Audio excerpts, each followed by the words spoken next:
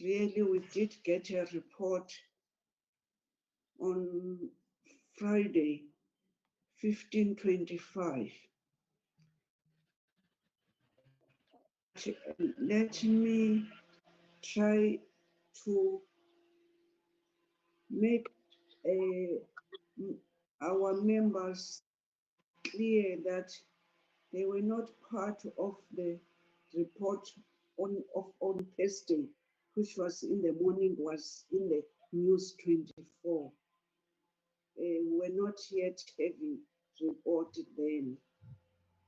And that thing, it repeated itself, because on last Monday, before we received the report, the News 24 was have some of part of the report. We can confirm this, Honorable Advocate, that even if we were reading the report, what was out on Monday last week and what was out on Tuesday, on Thursday, it was part of the report that we received. To me, it's surprising that all along the Cricket South Africa is saying that the report is confidential. But before we get this report, the report is always become in the media. But I'm not saying anything. I'm hoping that we'll be doing justice to this report.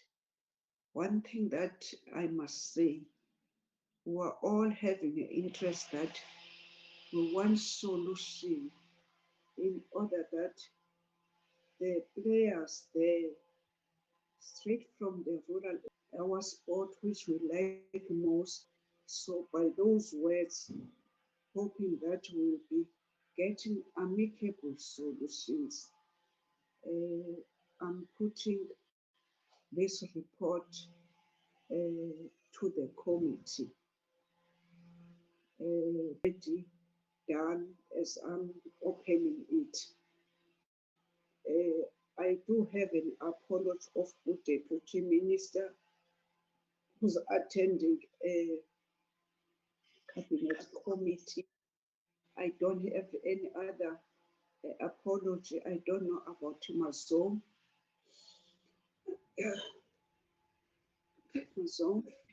Thank you, Chairperson. We also have an apology from the Minister. He is also attending a Cabinet Committee meeting. We also have an apology from Mr. Sibisi, who is attending another committee meeting. Thank you, Chair. And we have Mr. Mhlongo, who has raised his hand, Chairperson. Thank you. Honorable Mhlongo. Honorable Mhlongo.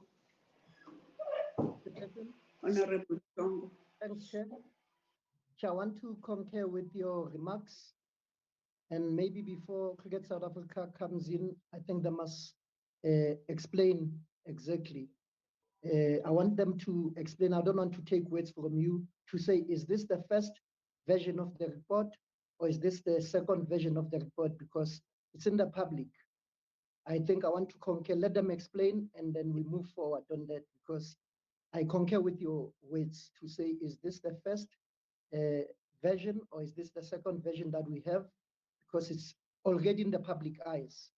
Chair, over to you. I concur with you. Thank you, Honorable Mhlongo. Any intake? Sorry, Madam Chair, I can't seem to raise my hand. It's Sumaya Khan from Department of Sport, Arts and Culture. I just want to indicate that the DG is trying to connect. So if you don't see him on the platform, it's because he's trying to connect. Thanks, Madam Chair. Apologies for interrupting. Oh, thank you so much. So will tell us when he's in. Thank you.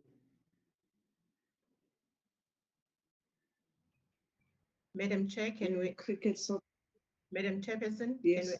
can we adopt the agenda of for the day? Can we adopt the agenda, honorable members? Chairperson, can I come Yes. in? Yes. Chair, before we adopt, I have a proposal. Let's hear their feedback on this, because if not, I'll propose we have minutes before the presentation. Why I'm saying that, the minutes will bound Cricket South Africa, our previous minutes, whatever that they promise us. Now, can I hear the comment? They must respond to you first, and then we'll move forward. Unless, if not, I want to add, immediately after apology, we must have minutes. In those minutes, we'll have matters arising. I know it's unusual for us to do this, but based on what we've discussed in our last meeting. Thank you, Chair.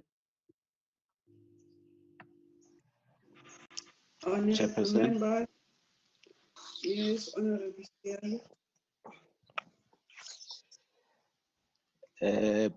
I thought, Chair, hello? Can you hear me? Yes. No, my view, Chair, is I hear what Honorable Msongo is saying, but my view is we adopt the agenda, because where we are sitting now, there's no dispute. I didn't hear any dispute.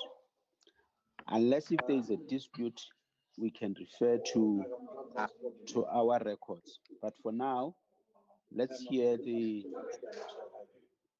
presentation. What I'm saying is, I hear what Honorable Msongo is saying, but I was going to move that we adopt the agenda as it is, unless if there is a dispute, because where I'm sitting, I didn't hear any dispute. Thanks, Chair. Honorable Msongo.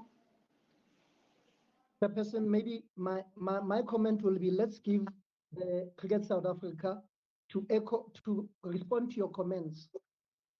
Your remarks, I think I support them, but it needs feedback. Remember, you cannot just remark, and the shareholders are here, or Cricket South Africa is here, and obviously they must comment on that, and then I'll honestly enough, if that there's no objection, I'll adopt the agenda. Chairperson, I'll second. Okay, thank you. But I was going to say my opening remarks are, I was paving the way that they are going to present, that they must note these two incidents. So when they are presenting, surely they will start to comment on what I've said. So we are expecting that. Cricket South Africa. Chairperson, Honorable Faber. Yes. Can I speak, Chairperson? Yes. Yes, thank you, Chairperson. Just before Cricket South Africa also speaks to us, as you were discussing the way forward on today, I would also like to make the suggestion and hear what the rest of the committee feels like, is that as we all went through this very thick document of this report, that we definitely look at it, that all implicated people in this report as such, if it is officials or even board members, that they please recuse themselves from this meeting, as I do believe that we would really not want those people to be on this meeting, because there will be discussions taking place. That is just my input. Thank you, Chair.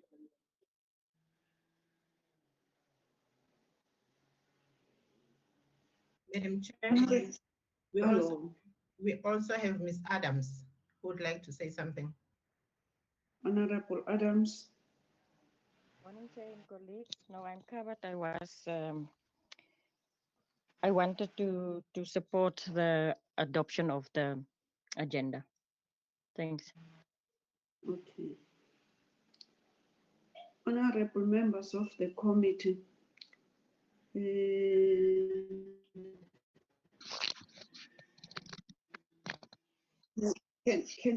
can we allow Cricket South Africa. You know, as I'm sitting here, I don't know those who are implicated or those who are not implicated. Because when we were reading the report, there were people who were not mentioned where the report was saying some. So I'm not sure who are those implicated. So I was thinking that they will be giving them in order that they will tell us who are those. But I'm in a dilemma how to handle this meeting without giving Cricket South Africa to take us through and with a response on what I was outlining, saying that last Monday they issued a report whilst they were saying it's a confidential report, and on Thursday again there was a report which they were saying is a confidential report. If they can start there and then take us through, if we can we give them that chance. Please, if they can start there.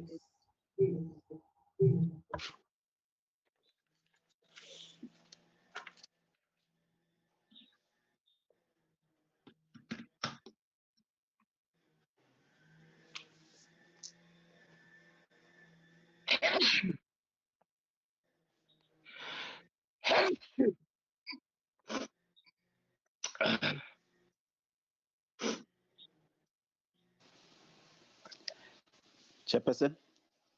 Yes, Honorable Siabi. I think the Cricket South Africa didn't hear you when you said they must present. Maybe I hear they are quiet. Oh, how did you hear me? Thank you. South Africa. Good morning, Chairperson. Good morning, Honourable Chairperson Dulani. On behalf of Cricket South Africa, once again, a special good morning to everyone, to the parliamentary members, the support staff, media, Cricket South Africa delegation. A very good morning to everyone. And Chairperson, let me also wish you well for the day, and I hope that you get back to full fitness soon. So all the best for the meeting, Chairperson. Chairperson, this morning, I also want to thank you for this opportunity that we could present the matter related to the report and clarify a number of matters, and indeed a few other critical related operational issues. Chairperson, sorry, point of order, Chairperson. Yes. And I think it's imperative that we actually get this out of the way first. Cricket South Africa knows exactly. There's a few names that came up in that report, and they definitely know who they are. I don't want to name names here. It is very clear in the report that there are some board members that is involved. And if a presenter, for instance, is one of them as well, I believe that Cricket South Africa should get a presenter that is not involved or not implicated to do such a report, and that we get this done with before we start with this report, that anyone implicated should recuse themselves. I want to stress that. Thank you, Chair. Chairperson. Hello, Honorable Mhlongo. I want to concur with my colleague. We've read the report, and I want to concur and support the notion that members who are implicated, they must recuse themselves on this Zoom meeting, and then we'll take it forward. Thank you, Chair. Thank you, Chair. We hear you, and we will do exactly that. Thank you, Chairperson. The rest of the committee will carry on. Thank you.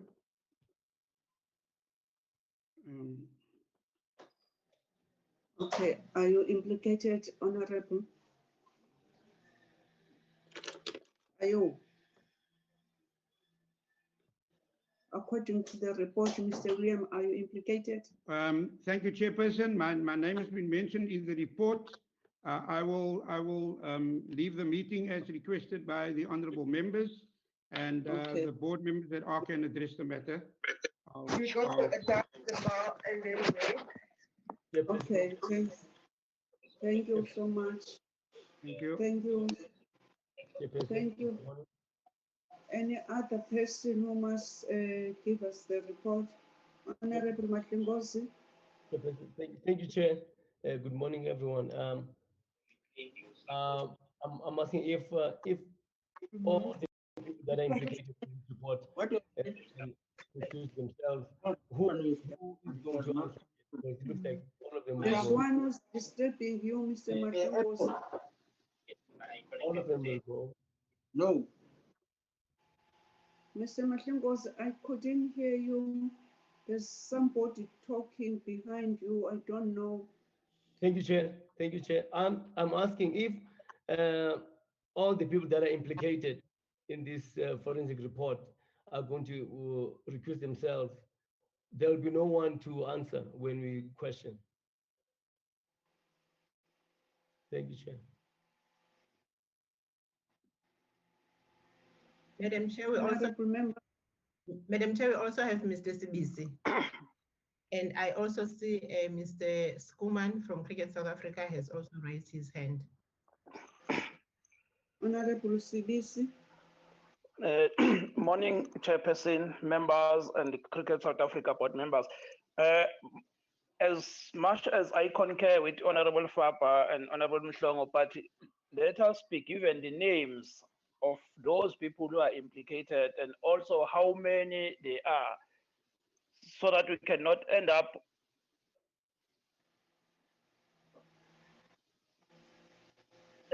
not knowing who's supposed to come and address us. What Madlingo was saying, it's a fact. Let's have the names of that will be in the meeting and address us. Thank you, Chairperson.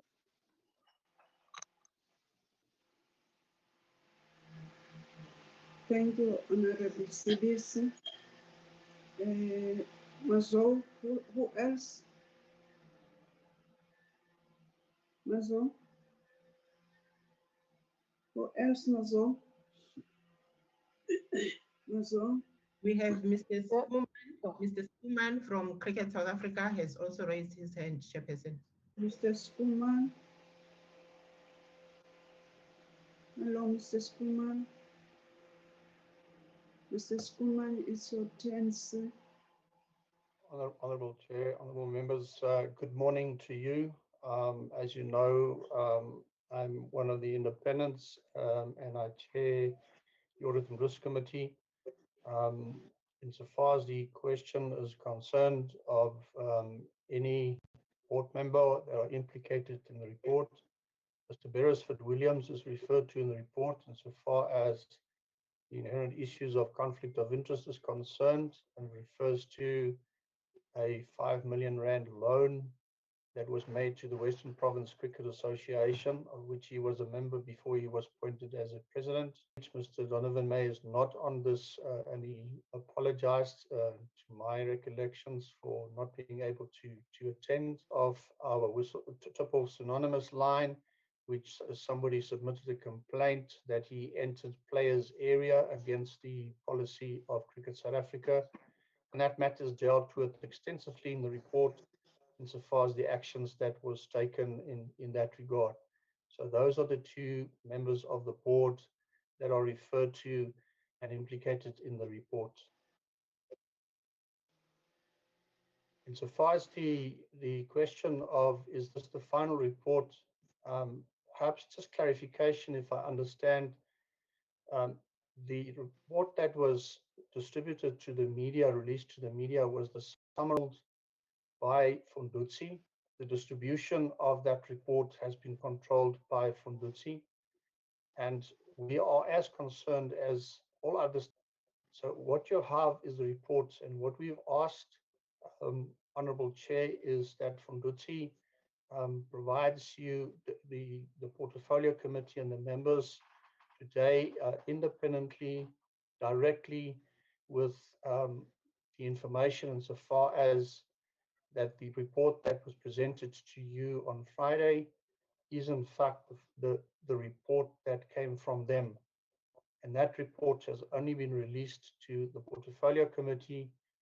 I trust that I've addressed that particular question, as well as the matter of conflicted, implicated, referred to members of the. Honorable members, that's the response. Hello. Thank you, Chair. Honorable Mhlongo. Okay. Honorable Faber as well. Chairperson, those are not only two members who are implicated, but nonetheless, I want to find out, my proposal for us to go back to the minutes, I think it will serve us justice. Why I'm saying that, if you can check the last conversation we had with Cricket South Africa, they spoke of the only 3 copies, and it's watery, confidentially and whatever. And they said it's impossible for them to email the report. But lately we've received an emailed report. Now it's contrary to the decision we took. Now I need an explanation, and I'll propose we go to the minutes and see bullet by bullet or point by point to say, what did they tell us and what is the status quo today? Because when you go through everything, there's contradiction. According to Mr. Schoeman now, the media statement or the media release or the media report which was released Monday, it's confidential. I want to ask a follow-up question. The first summary report that we've received, the first summary report, was it the same report that you've given to the media, or was it different? Thank you, Chair.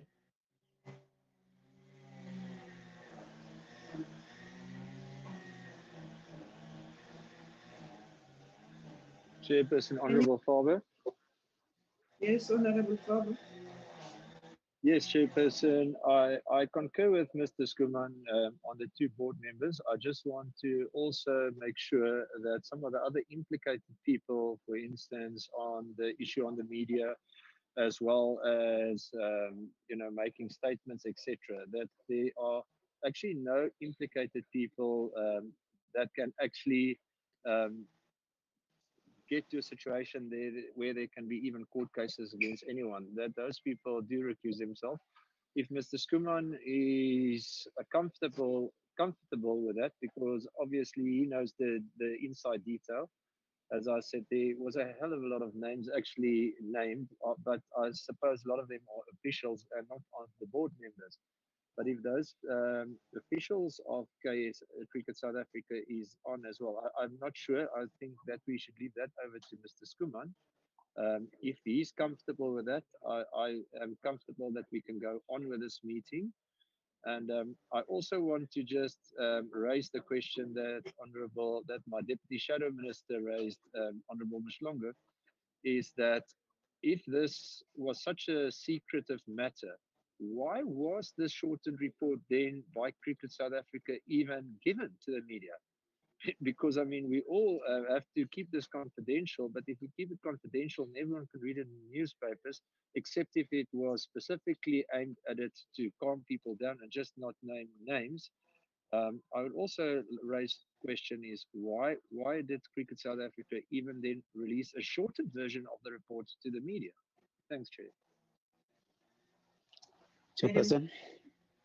I have noted. Yes, Honorable. Madam Chairperson, I have noted the following hands: Mr. Siabi, Ms. Malumani, and Mr. Mhlongo. Okay. Mr. Siabi. Chairperson, I was going to suggest an appeal to members of the committee that we allow Cricket South Africa to present. And when they've presented, then we ask questions. I think I agree with the Honorable Faber that we leave it to Mr. Schoeman. If they are satisfied that all people who are implicated have left the meeting, then let's continue with the meeting, with the presentation. And once they've presented, we raise questions. Otherwise, we are going to raise questions. Ultimately, we'll never receive the presentation. Thanks. I think we all read the report, and I wouldn't want us to get into serious technicalities, but I wanted to suggest and plead with members that we allow Cricket South Africa to present, then we deal with questions. Thanks, Chair. Honorable Malongan. Morning, colleagues. I also wanted to say, can we please continue, let the Cricket SA present, and then the questions will be asked after the presentation. Thank you, Chair.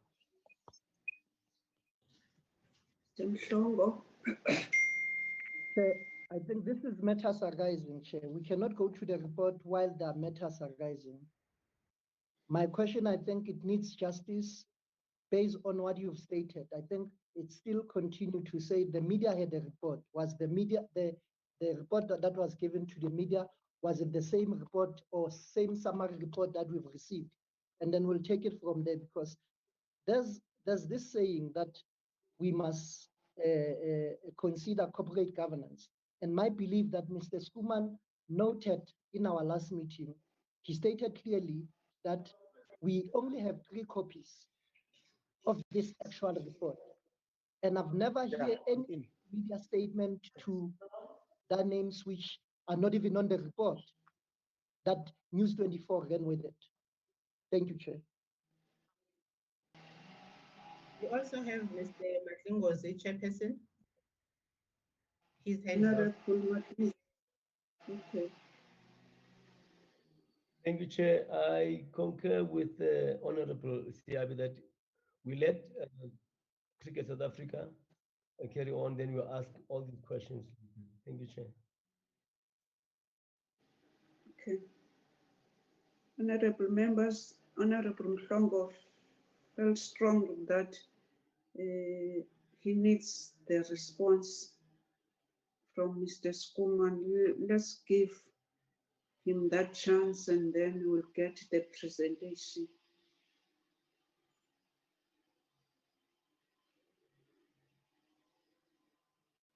Honorable Chair, may I address the Portfolio Committee?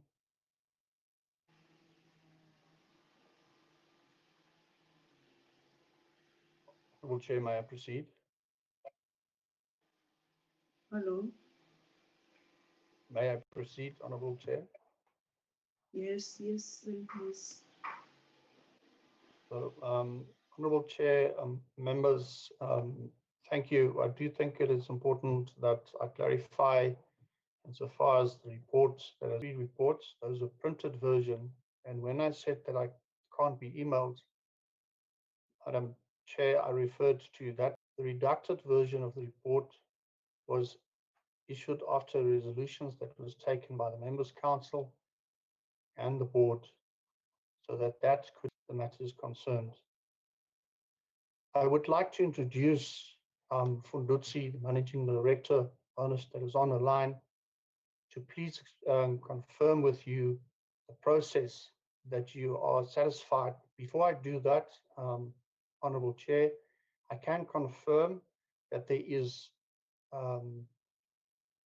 no member of the executive of Cricket South Africa on this call. It is only board members, and the only board members that have been referred to and implicated in the report is Mr. Williams and Mr. Donovan May, and they are no longer on this call. Mr. May wasn't from the first, and Mr. Beresford Williams had recused himself.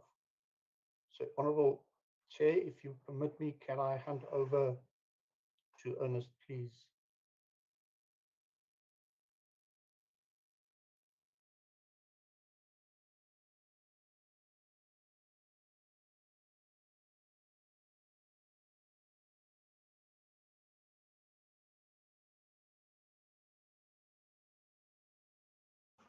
Madam Chair, I think you are on mute.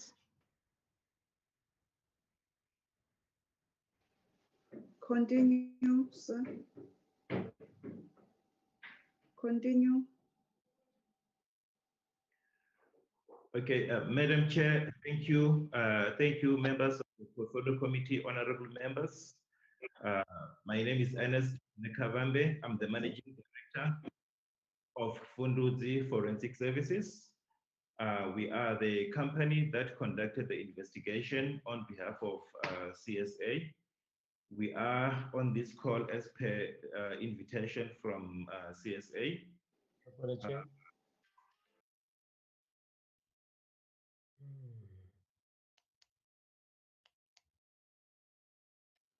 Hello, Honorable Matengozi. Thank you, Chair. Thank you, Chair.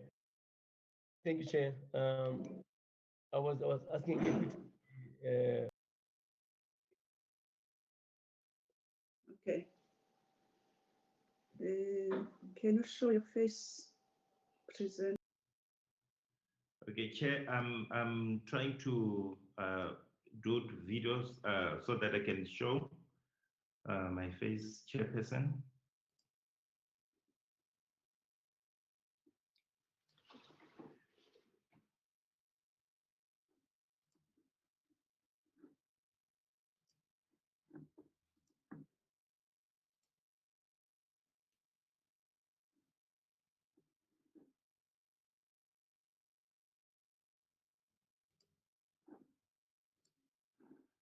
Honorable Chairperson,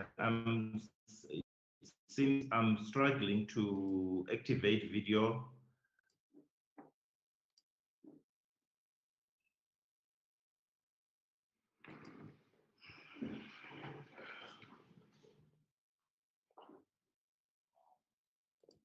Maybe we must help Mr. N. And it says opening preferences, and I've allowed that, but it still is not showing. I've activated it.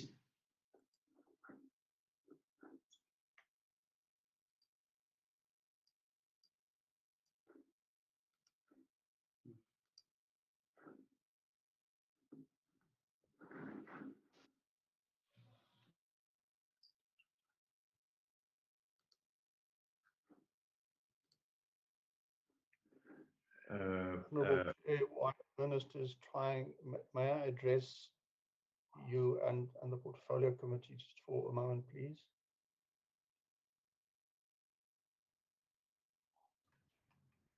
Madam Chairperson. Madam Chair. Aye. Mr. Skum would like to say something. Okay. Mr. Skuman. Hello, Mr. Skuman.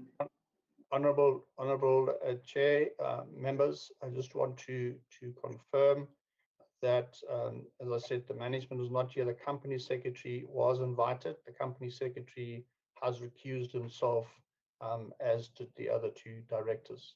So if I look at all the names, I cannot see any other member other than board members on this call. Thank you, Honorable Chair.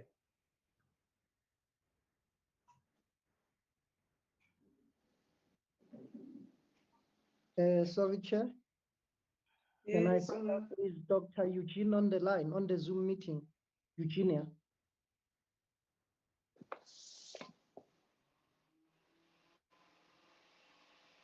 Yes, Mr. Mhlongo, I did admit him. Okay.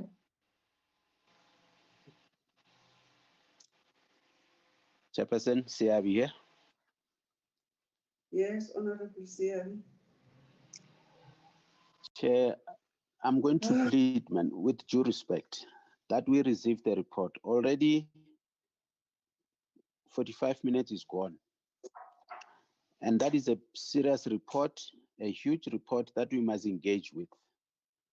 Let us allow Cricket South Africa to present, and then we engage with the report. Otherwise, we are going to spend a lot of time unproductively. That is why we demanded a full report. So let our discussions be based on the full report that we presented. I'm going to plead Cricket South Africa to present, and we take it from there. Thanks, Chair. Madam Chairperson. Yeah. Madam Chairperson, Chairperson, Honorable Tsepo already okayed it, and I would second it. Thank you, Chair. It was already adopted. It's only myself who's sick. You can't be sick, all of you. Honorable Chairperson. Honorable Chairperson. Hello. Hello, Aran. Chair, Hello. I think the procedure of a meeting is that there will be they will table the agenda and then we adopt and second. It is done. So can we continue with the items? Now is briefing. Can we get the briefing? If there are any questions, we'll just question after the presentation. Thank you, Chair.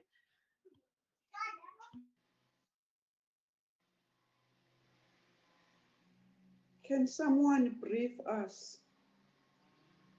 Honourable Chair, if I can ask Ernest to continue, if you would allow that he does so without video, so that he can brief you just in terms of the process, and then we'll deal with the detailed report. Honourable Chair, thank you. Okay, if he's got challenge, he must brief us.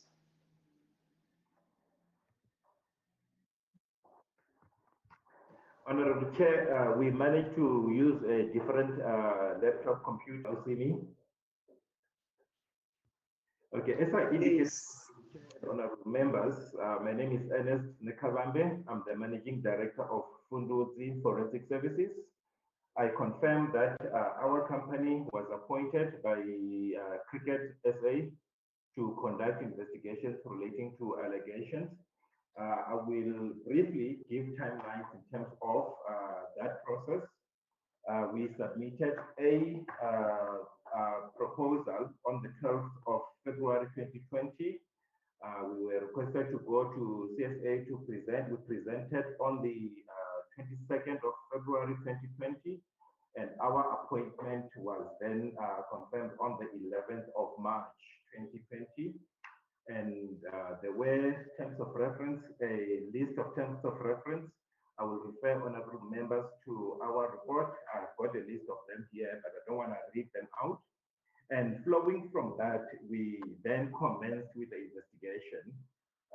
The investigation was conducted by us as Funduzi Forensic Services. We set up a team of various individuals, highly qualified individuals, to conduct that investigation. The commencement date of the investigation was the 16th of March 2020. The appointment was for a period of 3 months, which effectively meant that we were supposed to submit our final report on the 30th of June 2020.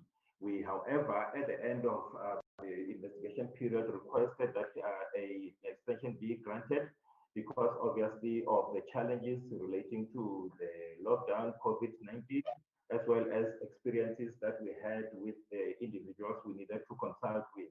So that extension was granted on the 30th of July 2020.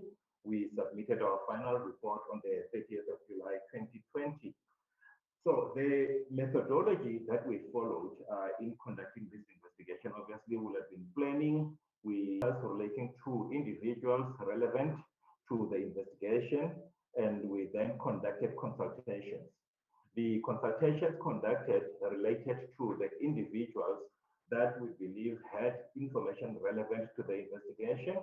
So those consultations initially, because of the lockdown, we conducted them through Teams and through Zoom. And after 1 May 2020, when we were allowed to get back to the office, we conducted some of these consultations face-to-face.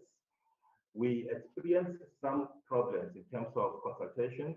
One of the individuals we needed to consult with was the then suspended CEO, Mr. More.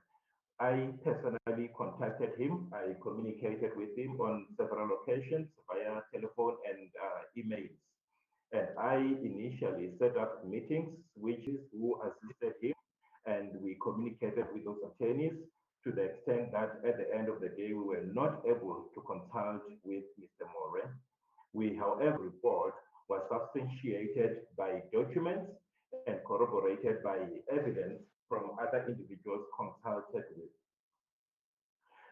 the suspended CFO or COO. During that request, he confirmed consultations with us, and he indicated that he wanted us to give him a permit. However, we were not able to consult with him because he raised an issue to consult with us. So those are the two individuals that we didn't consult with.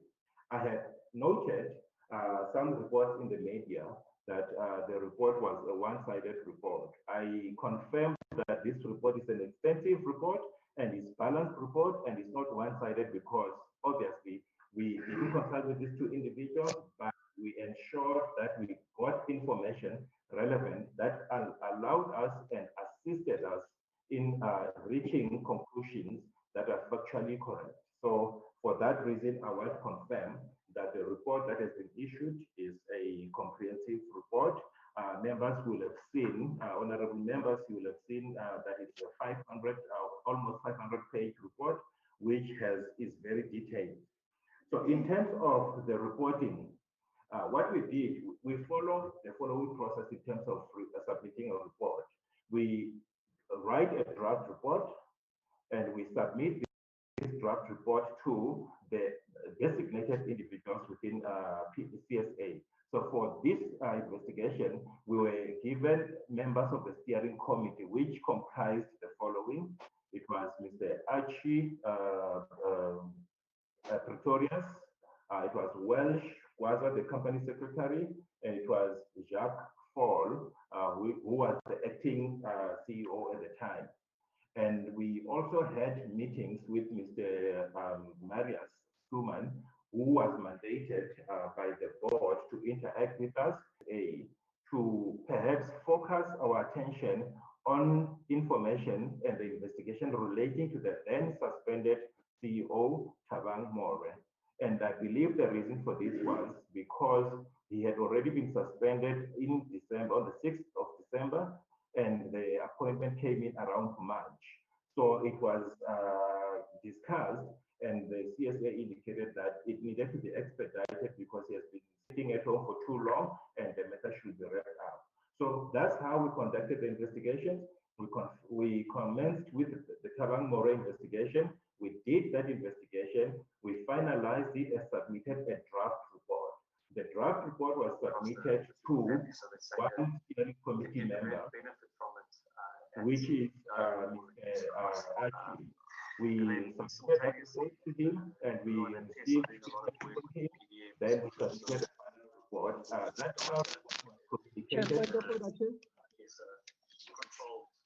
can you ask members who are unmuted, can they mute themselves because you are disturbed? Please, can they mute themselves or go out completely? Sorry, Babu Enes. Dealing with the issue of the report relating to the More investigation. The More investigation, we completed that in a draft report to the steering committee member. That draft report received comments. After receiving those comments, we finalized that matter and then we submitted it.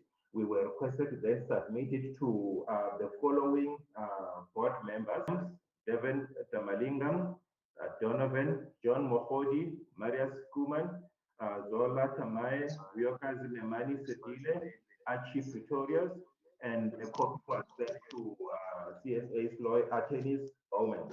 This is the first part of the investigation, which related to Mr. Moran.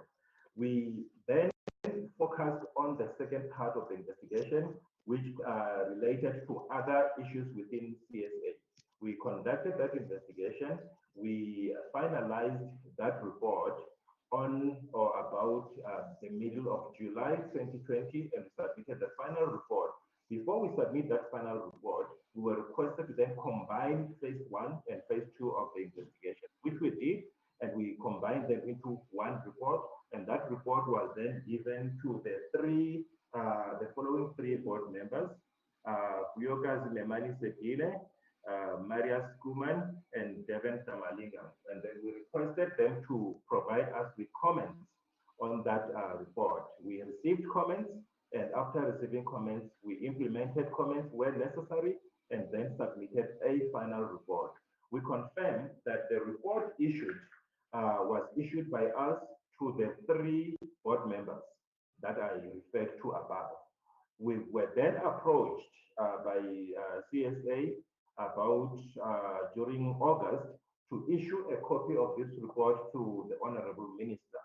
We watermarked that report appropriately, and it was then provided to the Minister through one of the individuals who came and fetched it directly from our offices.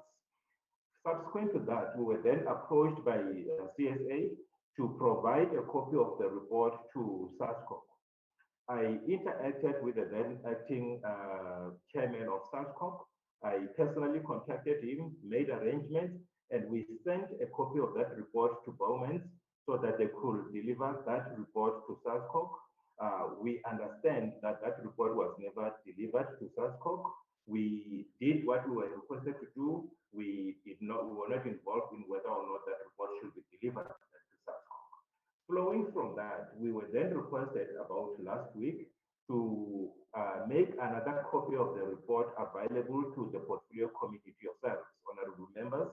We did that. I contacted the chairperson of the portfolio committee, myself personally last week, and I sent a password to her and then emailed a copy of the report, which I believe, honorable members, you have. So basically, this is the process that was followed in conducting this investigation and releasing copies of this report. So far as we are concerned, there is not one single copy that was provided to any except where we have been directed by CSA. We then understand that Bowman's prepared a summary of the report, which I believe honorable members may be referring to what was leaked in the newspapers or what is in the media. I confirm that what I have read from that summary corresponds with the report that we wrote. So everything that is contained in that summary that was prepared by Bowman is corresponding to the report that we issued. The findings, the conclusions, and the recommendations that are included in that Bowman's summary are confirmed by us as the true reflection of the report issued by us to CSA. Throughout the investigations up until today, we were not put under any pressure by anybody. We worked independently. We reported to individuals that we were supposed to report to. We obtained information relevant to the investigation. And at the end of the day, we submitted a report which was not influenced by anybody within or outside of CSA. And I confirm that as the MD of Funduzi Forensic Services. I was told that this is what we're required to do today, not to go through the report step by step. But if there are any issues within the report that honorable members have questions on that they want us clarified, we are ready to clarify those as well. Thanks, Honorable Chair.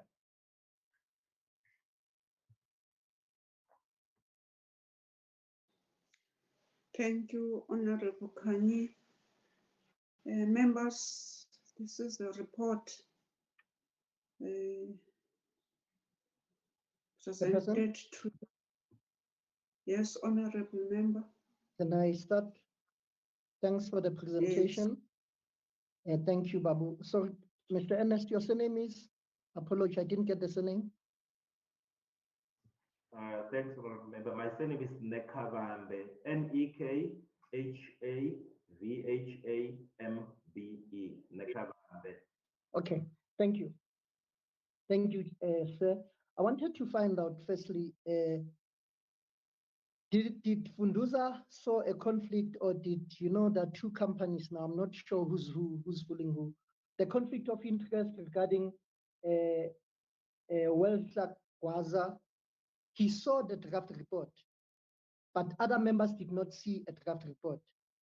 And it has been confirmed. That's another question. Maybe the question is, can I ask why the draft report was not given to all members, but only Westler Gwaza? Is it, I call it Gwaza, is it Gwaza or Gweza? Saw the report. Why other members did not get a draft report before the final report? And one of the things that I wanted to put it clear. You're talking about More, he was suspended. I wanted to find out, did Ethics Committee recommend his suspension, or who took a decision for Mr. More to be suspended? Was it based on the report, or was it based on what? And why other members are not suspended? Because they're on the report. I'm only asking you based on what you were saying. I will go to the entire report, Chair. I wonder, Chair, can I ask several questions if I may, or must I just give a break and get a response? Order, Chair. Thank you, Chair. Order, Chair.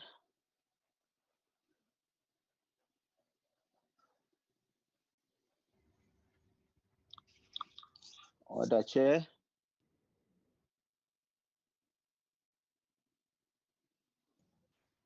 Madam Chairperson.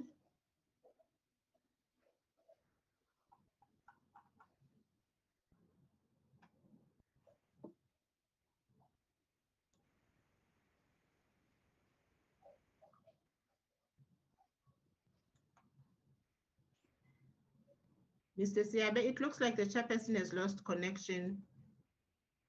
We'll try and get her back.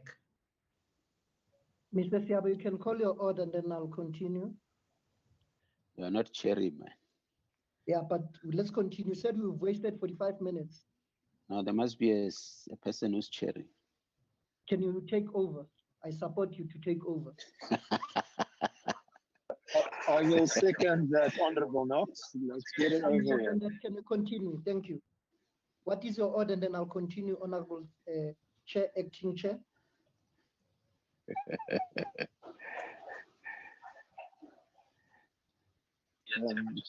Secretary, can I ask that we actually work on that recommendation which Honorable Mhlongo made, that Honorable Knox takes the chair till the chair is back, and I will second that proposal, please. Yes, Mr. Faber will accept that. Mr. Mhlongo has moved for Mr. Siabe to chair the meeting in the interim, and you have seconded that. You can go ahead, Mr. Siabe, until the chairperson joins us again. Okay, thanks. We always lead. Yeah, thanks very much. Okay, what I wanted to raise, if members allow me, because now I'm in the chair, was what was presented to us by Fundisi was the process. And I thought we'll then get a presentation, a briefing on the report itself. Because I even heard that Honorable Mhlongo, when Honorable Mhlongo asked questions, some of the questions have an impact on the contents of the report. So I was going to suggest, if honorable members agree, that we park our questions on the process and we get a briefing on the report, so that when we ask questions, we ask on the whole presentation. I don't know what's the feeling of members. I second that, Honorable Knox. I second that, interim chair. Okay. Second, Adams. All right. Seconded. Acting Chair. Sure. Ryan Madingo, Honorable Madingosi, you want to say something? Yeah, that was a long time ago, Chair. I was raising for questioning, like to ask questions. Okay. After. Okay. I think there's sufficient consensus that we allow CSA to present a report. We note the presentation on the process by Fundusi, and then we allow CSA to present the report. I just take for granted that that will be presented by Mr. Marius Kuman. Mr. Marius, we are in your hands.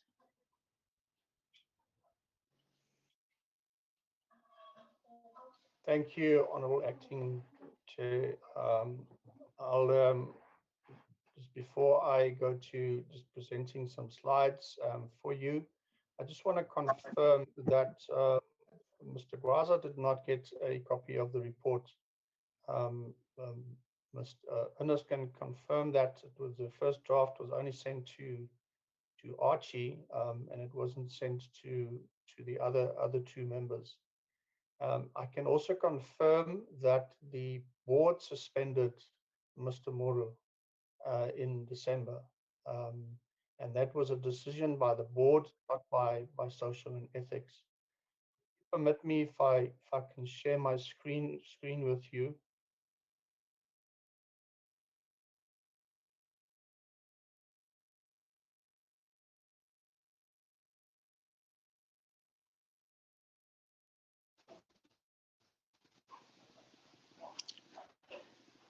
Can I be allowed are we allowing him to share the screen?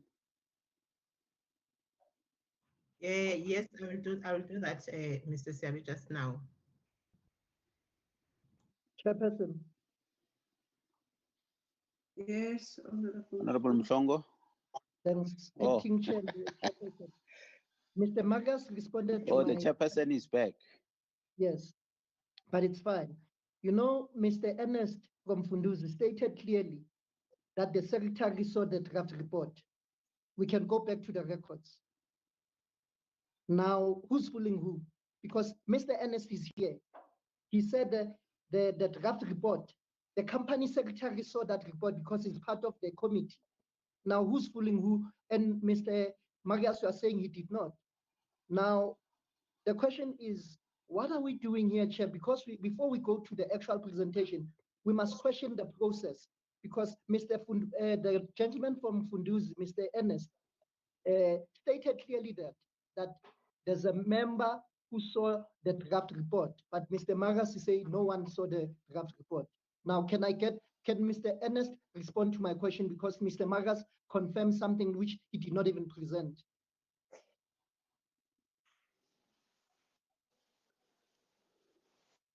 Okay. If I may, Chair, what I said, honorable members, was that there were 3 members of the steering committee, which were the company secretary, Wells Guazo, Mr. Archie Pretorius, and Jacques Fall. And during the course of our investigations, 2 of those 3 were removed.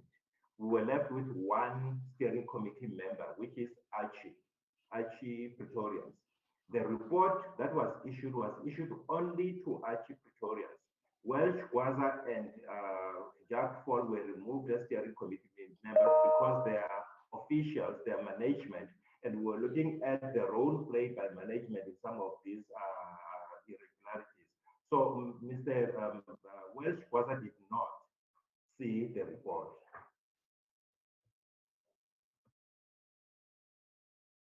Okay, thanks. I see the chairperson is gone again. Let's get into the meat of the report. Mr. Marias, can we give you, oh, the chairperson is back. I was going to say, can we give you 45 minutes to present the report? It's now 10 o'clock. We give you up to quarter to 11 so that we engage with the report. Would that be fair to you, Mr. Marias?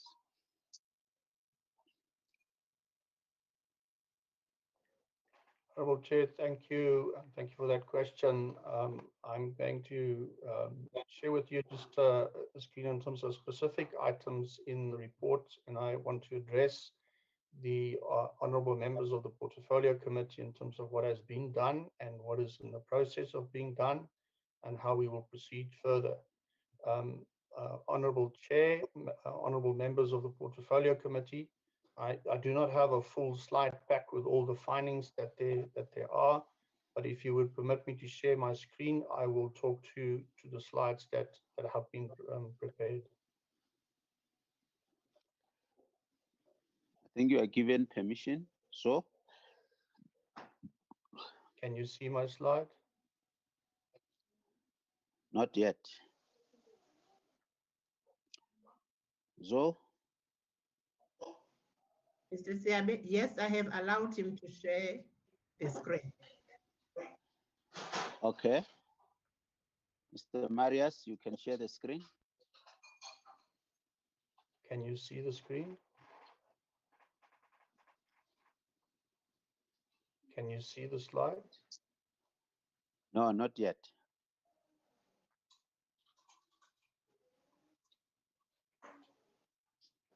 I'm presenting it on my side.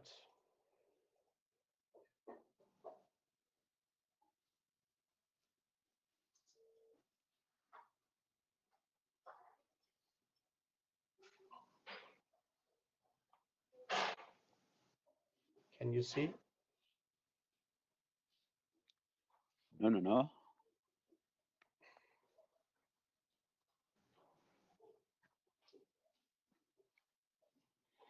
So can you assist him so that we don't waste more time? Please assist him so that we get the presentation.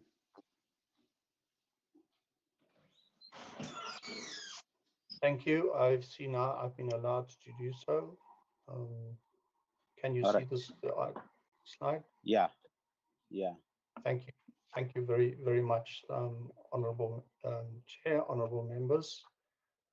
Insofar as the report is concerned, I would like to just upfront just reaffirm the inherent risks that was identified to release the forensic report.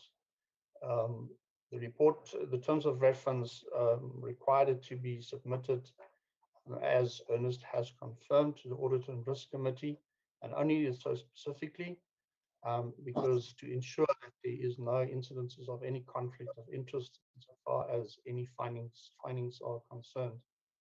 We went into long deliberations with the legal team in terms of the risk associated with an uncontrolled release, and it was decided not to do so at the time. And it's specifically around the fact that there are some matters that need further investigation.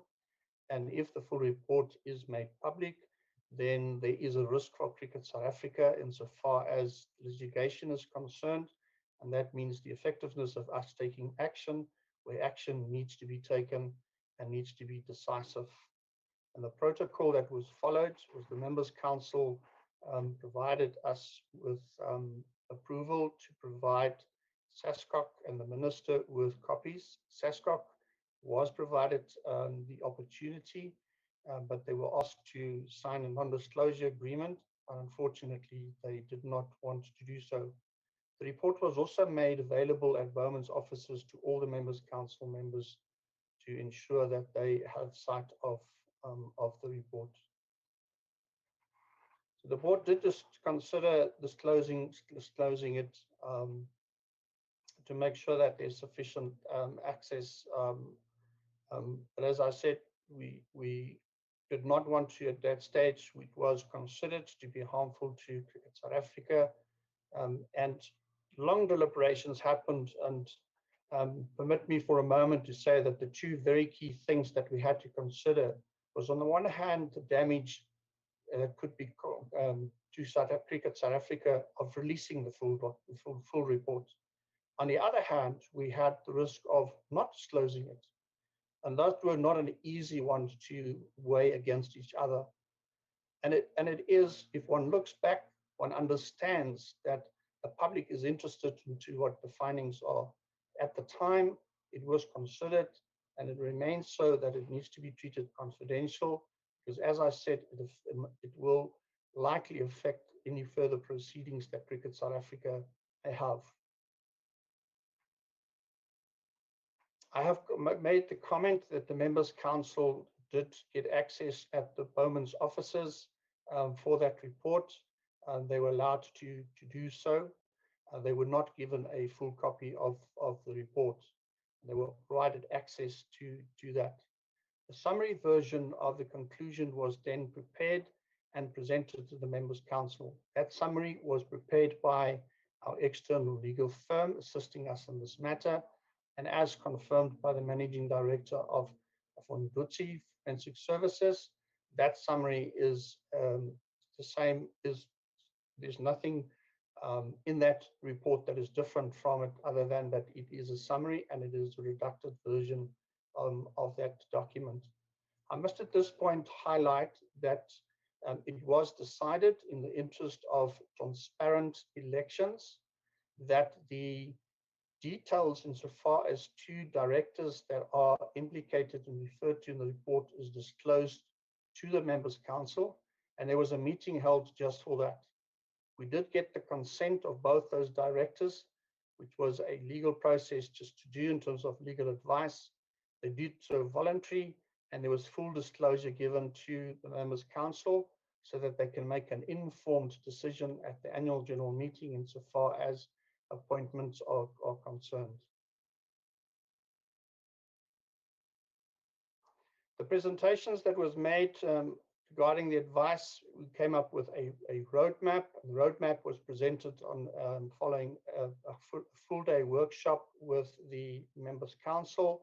And so far as specific items is the role of Cricket South Africa's board in the Cricket South Africa structure. And it's also within the context, as you would have read from the report, and other comments that have been made also by the ministry, insofar as the Nicholson report recommendations are concerned.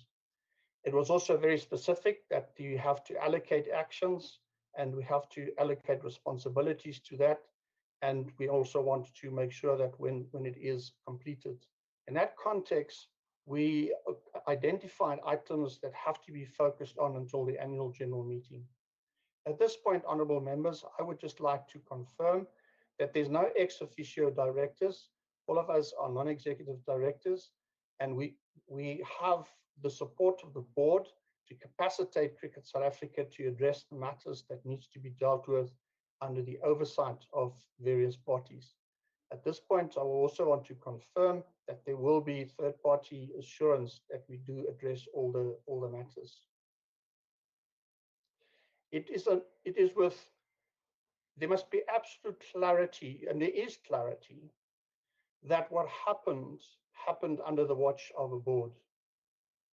And accountability rests with the board. The board appoints the executive and has an oversight function. The current board has an accountability and responsibility to address the findings. No finding can be left and not be actioned on. And that's the responsibility of the current board. I recall at a previous meeting, we did disclose and shared with you structure of the board, and that 60% of the board members is after the period that has under review. The relevant governance structures will be tasked because there are matters that relate to human resources that will be dealt with by the Human Resources and Remunerations Committee. Then there are matters that relate to the finances. They will be dealt with by the Finance and Commercial meeting. And then there are matters that will be dealt with by the Audit and Risk Committee. At the same time, there are matters that need to be dealt with at board and members' council level. So we've identified the items that goes to the AGM. And the board has resolved that there is a subcommittee appointed, and one member of the members' council who is not a board member will join. That appointment has been made, and that's also to strengthen the assurance that the Oversight Committee, which I am chair, does not leave anything out insofar as being addressed. Employee-related matters, this involves disciplinary matters. It is under a common understanding that disciplinary processes must be fair and must be in accordance with the disciplinary code of a company and within the Labor Relations and Basic Conditions of Employment Act. So such disciplinary actions cannot happen overnight, but they have to be addressed. Every employee that is implicated within the report will be addressed so within the disciplinary code. The executive will be tasked to delivering operational specific items. These, amongst others, include capacitating the organizational structure and key policies that has to be updated, some of which have already been done.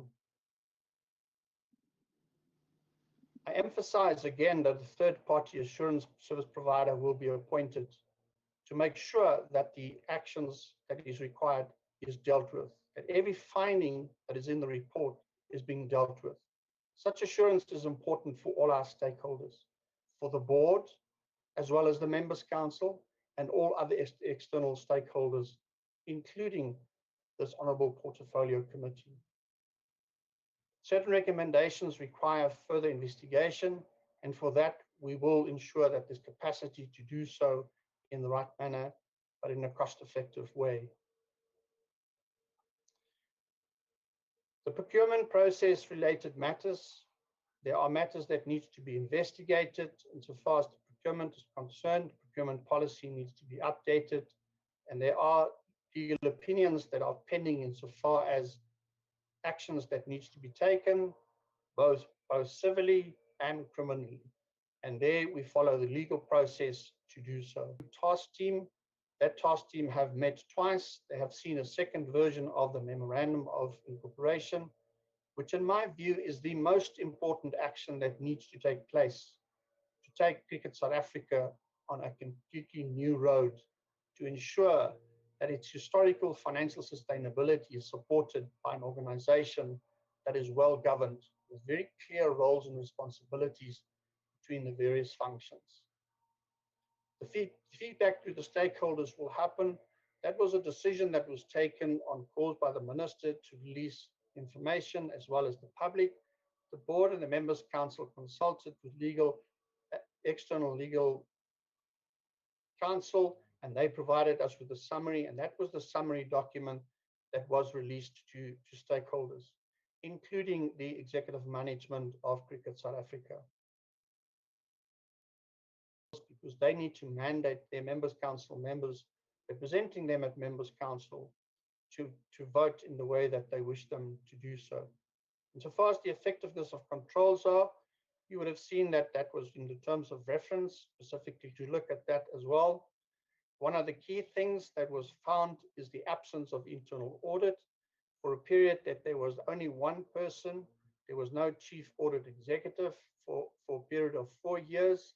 And I can report to this Honourable Portfolio Committee that an internal audit service provider has been appointed on an outsourced basis effective 1st of October, and we are in the process of focusing on key matters that they need to help us to further investigate as level 2 assurance. Insofar as the member loans are concerned, at this point it is in the public domain, in that if one looks at the previous integrated reports of Cricket South Africa, that significant loans were made to members. And that was specifically to the Global T20, where affiliates and members were required to upgrade their facilities and loans were granted. And the Finance Committee is playing a key role in ensuring that these matters are addressed, because you would have seen in the report when you read that a very small percentage of the loans have been repaid and a large portion remains outstanding, and that has to be addressed by the board. One of the items that is linked with that is a review of the financial assistance policy, and that review will be finalized by the end of December, and it includes the fact of how to deal with the loans insofar as the amounts and the affordability in terms of repayment is concerned. The delegation of authority, the due date was the 15th of October. The delegation authority was approved and it has been implemented. And in this case, one of the key things that we find is that in the past, the Finance Committee had too much power, and that power has now been managed effectively, in that the delegation of authority has been completely overhauled and approved by the board and implemented. And assurance will now be provided insofar as the alignment of that delegation of authority is concerned with other policies, most notably the procurement policy that needs to be aligned. The portfolio of policies will completely be reviewed. Whilst the terms of reference of the committees have been completed, those policies need to be reviewed. And as I've mentioned, some of them is on the critical path that have been addressed. Insofar as the effective organizational design is concerned, phase 2 was completed. There needs to be further review of that. That will be done under the leadership of the Human Resources Department to make sure that the organization is capacitated and is structured to ensure a company that is well governed. There has been a recommendation made to split the role of the company secretary and in the in-house legal function.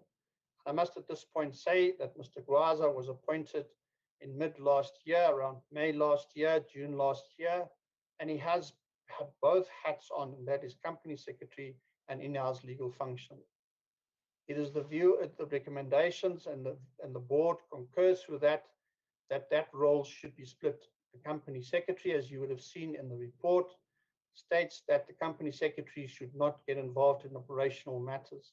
And there also needs to be a very clear distinction between the company secretary's role insofar as the board is concerned, because that's where the primary role is, and that of a secretarial service to the members' council, which in the two-tier structure, in our view, needs to have a separate secretariat to assist them. The credit card policy has been completed. The delegation of authority has been completed. The media guidelines and protocol needs to be reviewed extensively, and that will be done by the end of October. To ensure that sufficient information is received by the board, we will use internal audit, and you would have seen in the detailed report that there has been comments made insofar as the information that has been submitted in the past. We have seen an improvement in the reporting by management to the board to allow the board as well as the subcommittees to make informed decisions after deliberating what is submitted to them. Matters require that further investigation is in the report by Fundutsi. There are items that is stated that needs further investigation, and these specifically relate to criminal matters, proceedings that needs to be taken. And where we need to take resolutions, we will make so in terms of the board and the members' council insofar as investigating and laying any charges. Thank you, Madam Chair. Thank you, honourable members. Is there any questions that I could take? And Ernest is also available to answer. Thank you, Mr. Skuman. You even did it better.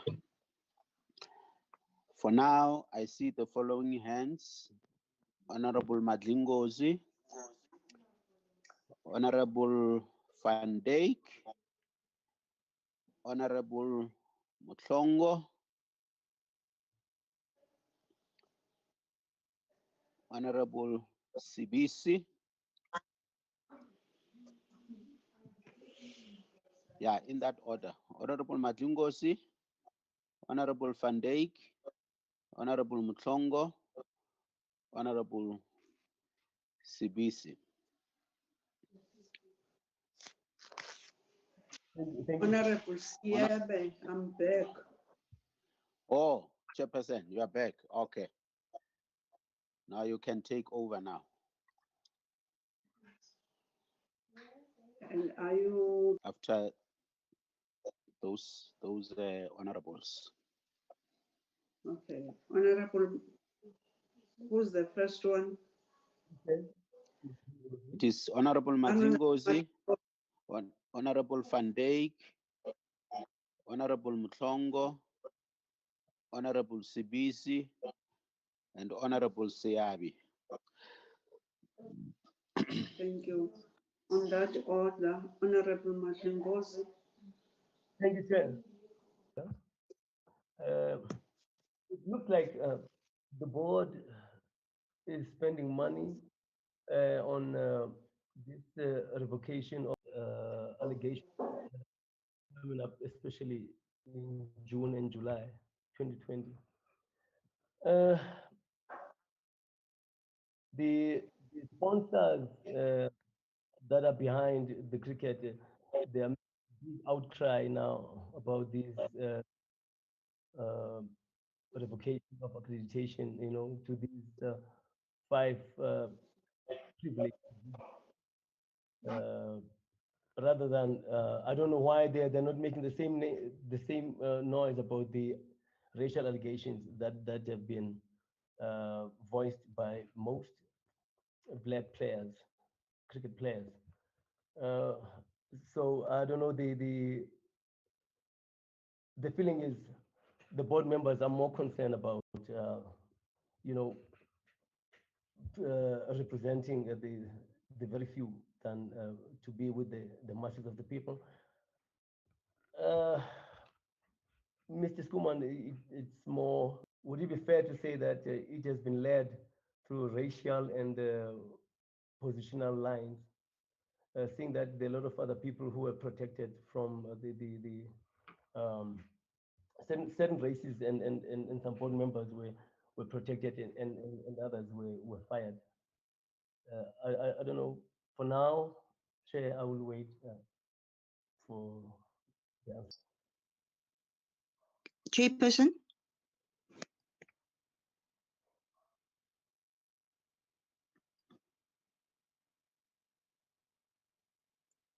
Chairperson, you are on mute. Honorable Chair. Chairperson, you are on mute. Honorable Van Dijk. Honorable Van Dijk. Thank you, Chairperson, and thank you, Chairperson. Can you hear me? Yes. All right. Thank you for the presentation. Okay, there has been claims in the media from various people that there is so much financial mismanagement. And have you been audited? CSA also said or received the report on 31st of July. How much of our colleague, Honorable Madeleine Kasi, raised? There are claims that cricket has not transformed at all. I'm sure you will disagree, but can you disagree with quantifiable statistics? I also want to refer you to slide 16 on the 5th column. I want to know, was it recommended by the Nicholson Commission as listed that the majority of affiliated boards and the management teams must be predominantly black? And how is CSA going to implement? Also want to know is it true that the company secretary, Mr. Welsh Gwaza, was formerly employed by Bowman's attorneys who renders legal services to CSA? And then recommendation be implemented, and when? Chairperson, there's one last question. Chairperson, Yes, I've got one last question. CSA also indicated that they've reached out to SASCOC as the mother body for help. I want to know what went wrong. Because at some stage SASCOC called CSA deviant and even maybe insolent. Can they also explain to us what went wrong there? Okay. Honorable Mhlongo. Thank you, Chair. Chair, we welcome the report, and I would like to ask Mr. Marias to forward us the roadmap, the PDF roadmap. Can we have it? And it seems there's a light, but nonetheless, I have questions, Chair. Mr. Marias, do you think Thabang Moore was given a fair chance or fair process? Do you think COO was given a fair process? When did you last updated your procurement policy? And the timeline I saw on your new presentation, you're going to do that. Why other members are not suspended till further investigation? Investigate a race issue. I wanted to get information, especially regarding litigations. Is CSA confident about the litigations? Was Thabang always working alone or was mandated by the board? Did Thabang acted independent or not? Why other members are not suspended? Why? I want to qualify this one. There's Mr. Berry Forbes. forgive me if I did not pronounce that. He contravened the Companies Act, and he is convicted, but he was not suspended. Why? Will CSA suspend him? Because, for an example, we have Dr. Eugenia, he's on the line. I have a question. I think that is not procedural. We speak about individuals, but I a pause for you to take a ruling. We have members who are here, board members, previous and before, but we have questions. Can I ask any question? You want an immediate response? Unmute. I need a response, Chair, because I have a question to ask regarding Dr. Eugene, but she must be recused. Saskuma.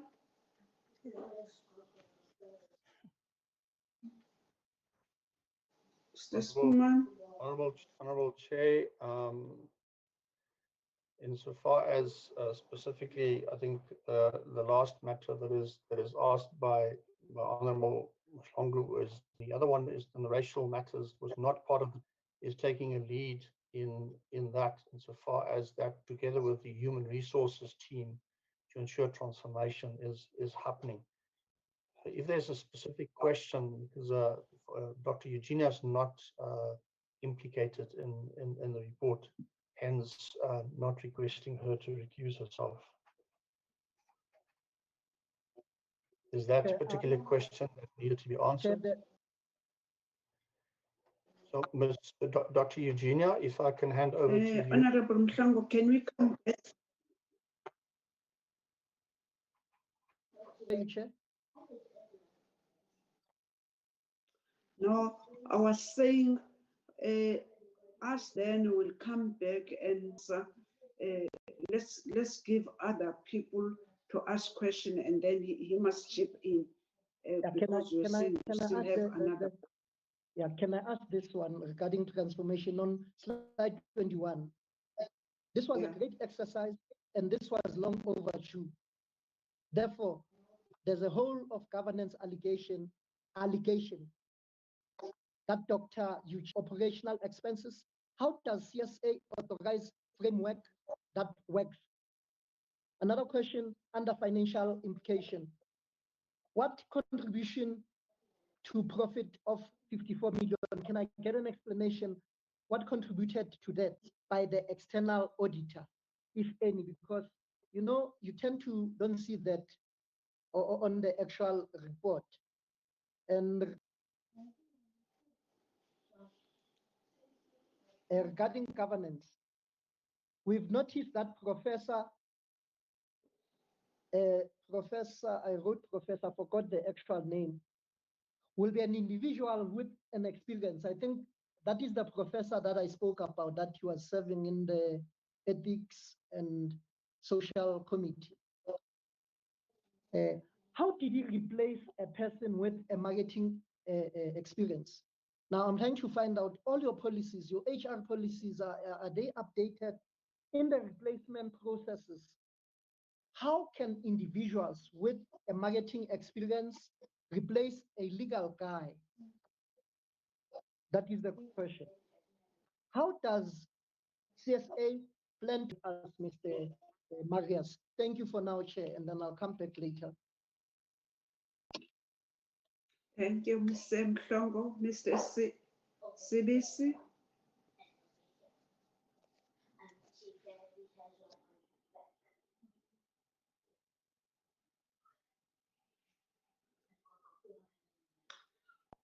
Unmute, Mr. Sibisi. Unmute. Oh, thanks, Chairperson. Is it fine now? Yes. That up to now, the issue of races is still appearing, and it is true that the report or this report is about the race issue. Why I'm saying this? When you go through to this report, you'll find that at the center and did not mention anything about the board. surely the board should be held to account, but it cannot just be fall on one man. That is why we are saying now that this whole report is about a race issue together. Let me pause right now. I'll come back, Chairperson. Thank you, Mr. Silisi. Mr. Siabe. Thanks very much, Chair. I also that Page's report is a one-sided report. My reading of the report is that 90% to 95%, and to a lesser extent about the COO. And where are other members, other officials and members of the board? My question is, was the full board briefed about this report? Because in your presentation, Mr. Marias, you are saying there was a steering tool where officials. Obviously, if there are officials that are expected to report to the CEO, to the CEO, the report that leads to the dismissal of the CEO. If the board, the whole board by the steering committee, on what basis was the CEO dismissed? My other question is, was due process followed in the dismissal of the CEO and the COO? Back to the key stakeholders. How was the feedback done when, on the other hand, you are saying the report should remain, but stakeholders need to receive feedback? Was that feedback ever given to stakeholders? And how was it done when, on the other hand, you are saying the report should be confidential? Do you regard it as good governance? I heard you touching on it, but I don't know, I didn't hear what you said about the company involved in operational matters. How far are you with the implementation of the Nicholson report? Is there a roadmap on the implementation of the Nicholson report? If there is, can we be given that roadmap in addition to the now chair? Is there any intention on that have marred the good name of Cricket South Africa? Or do you just see it as a side issue? You don't even want to comment about it. Thanks, Chair, for now.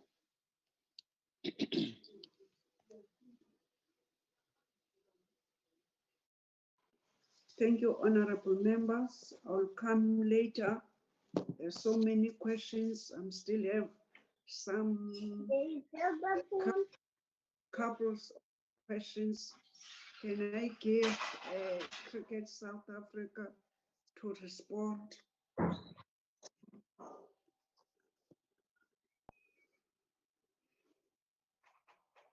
Madam Chair, may I address?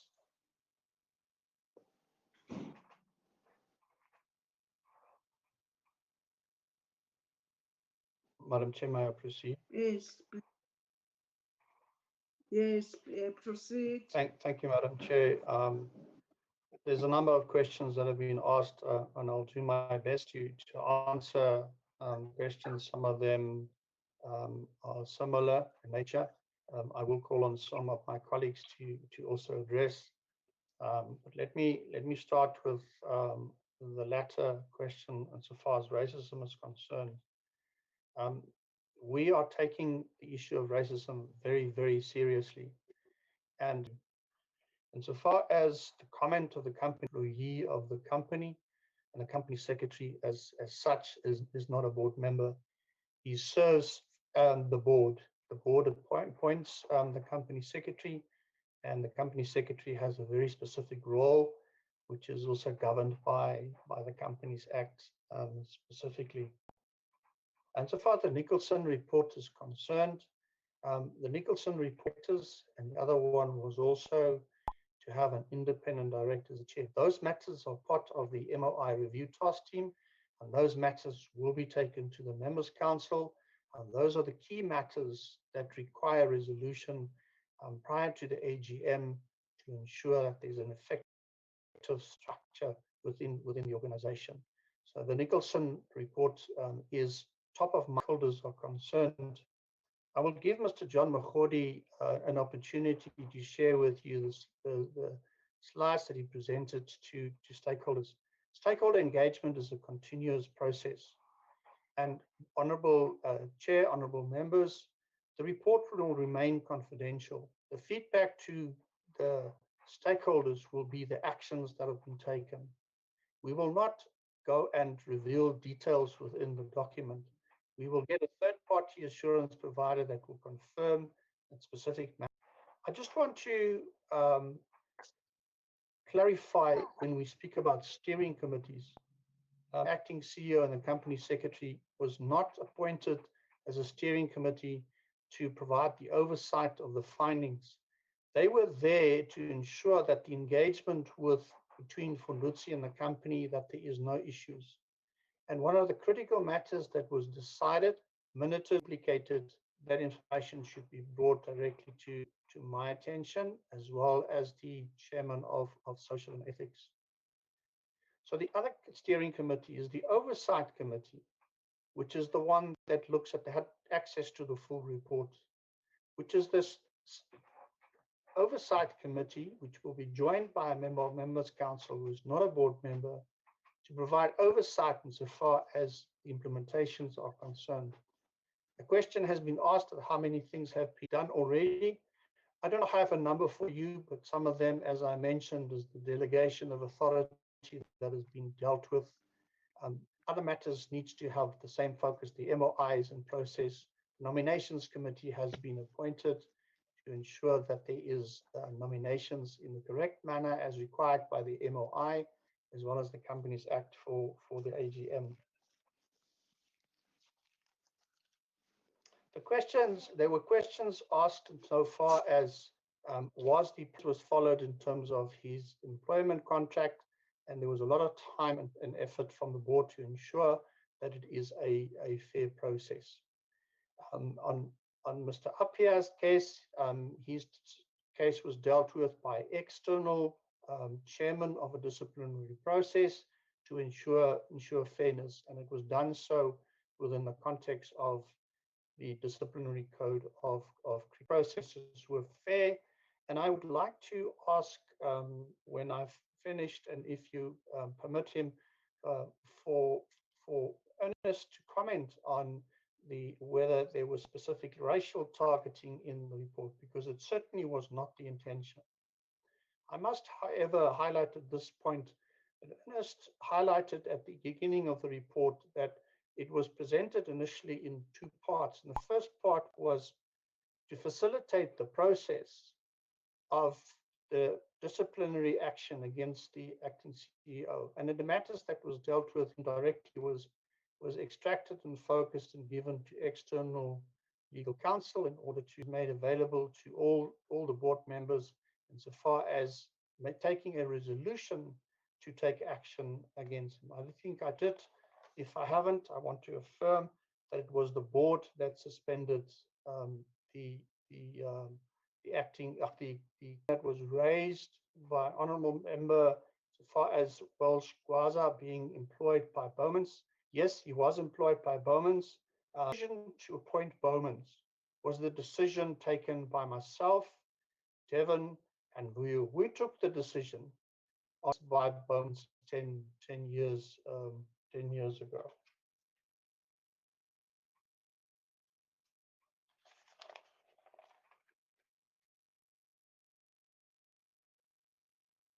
A question was asked on how we will enhance the governance.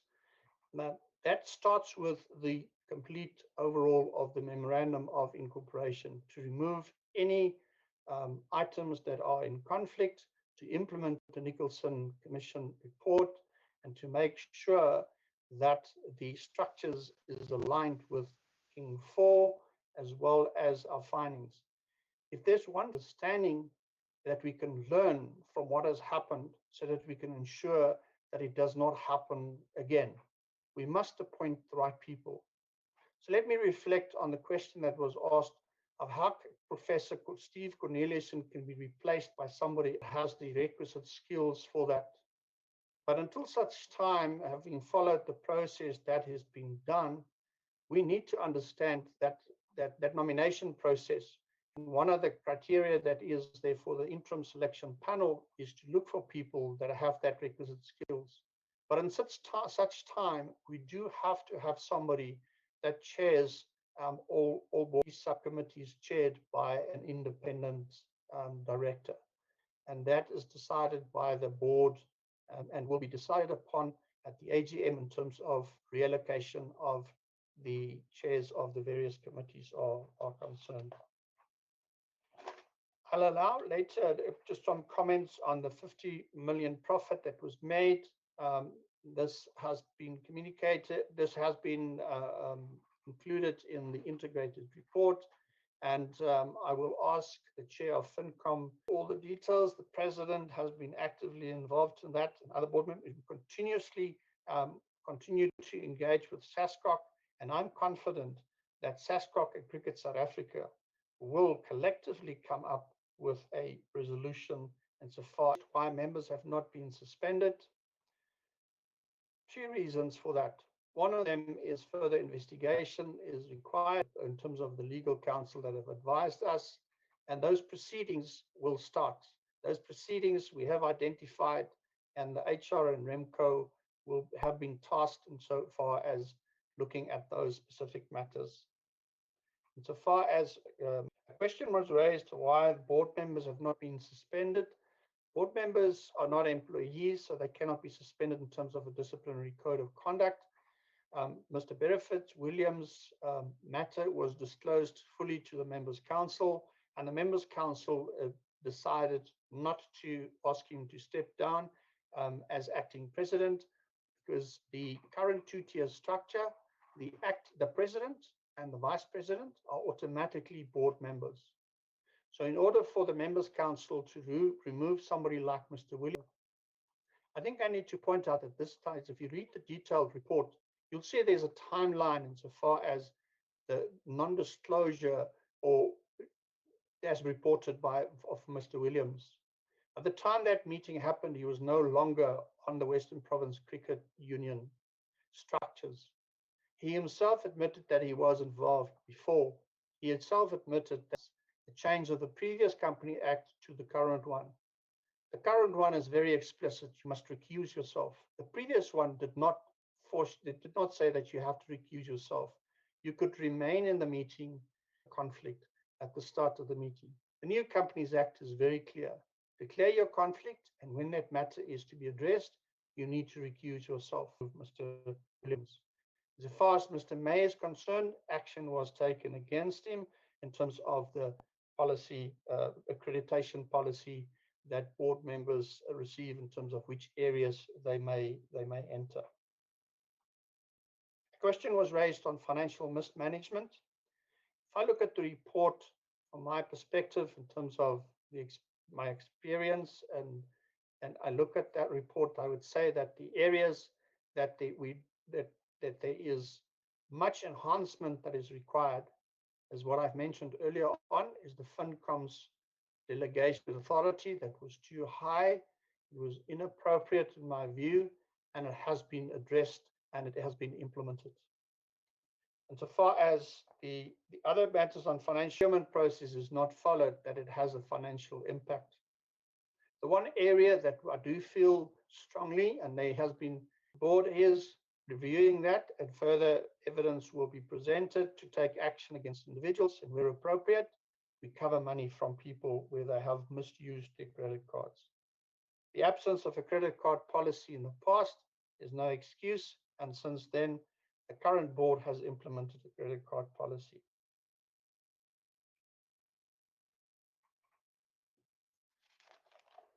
A copy of the report. He did not receive a copy of the report. I have alluded to the fact, and I think we did so in a previous meeting, That the current board is constituted majority was appoint me as the last standing independent after the resignation of Prof. Steve Corneliussen. And then we were only two, resigned in December, that their extension of their tenure of directors was not in accordance with the memorandum of incorporation. There was a period of 5.5 of new board members, and there I'm supported by Devon, Vuyu, and Dr. Eugenia. I want to ask Honourable Chair, the Chair of FinCom, to provide insight insofar as the financials of Cricket South Africa is concerned. Thank you, ma'am.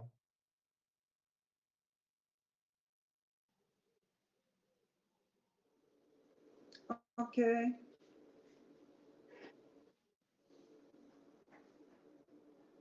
Honourable Chair, can I proceed? Yes. Honourable Chair, thank you very much, and Honourable Ministers and all senior people from Cricket SA and asked.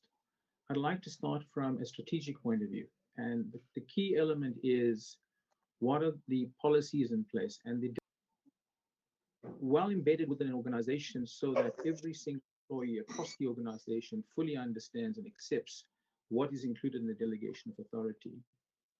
And if I had to look at Cricket SA in terms of an organization, in terms of its complexity, having a delegation of communicate, admittedly, without just blaming the wider organization for not having a well-documented DOA or delegation authority, is that you actually have an organization that operates well. So it's an organization for many, many years that have had audits done by the big major audit firms.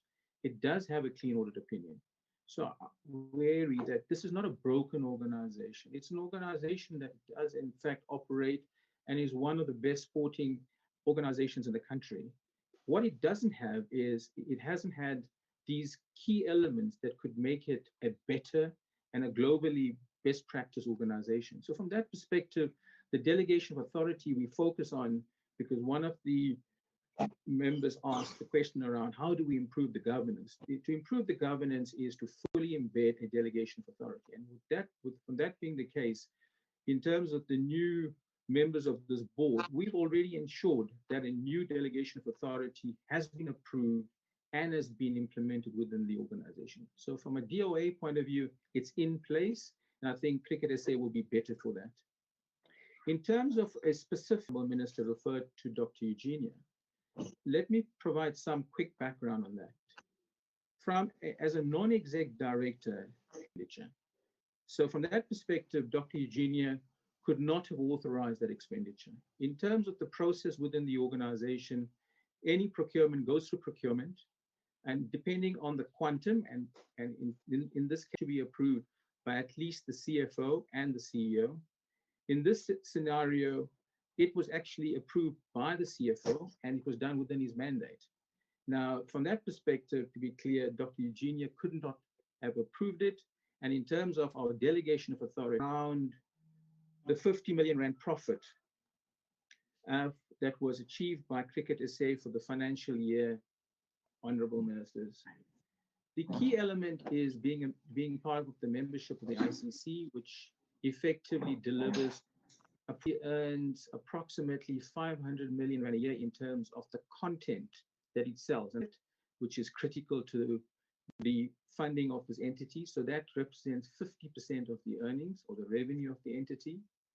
And the balance of the revenue is earned through sponsorships, through the likes of the Standard Bank, which we've lost, Momentum, which we've partly lost.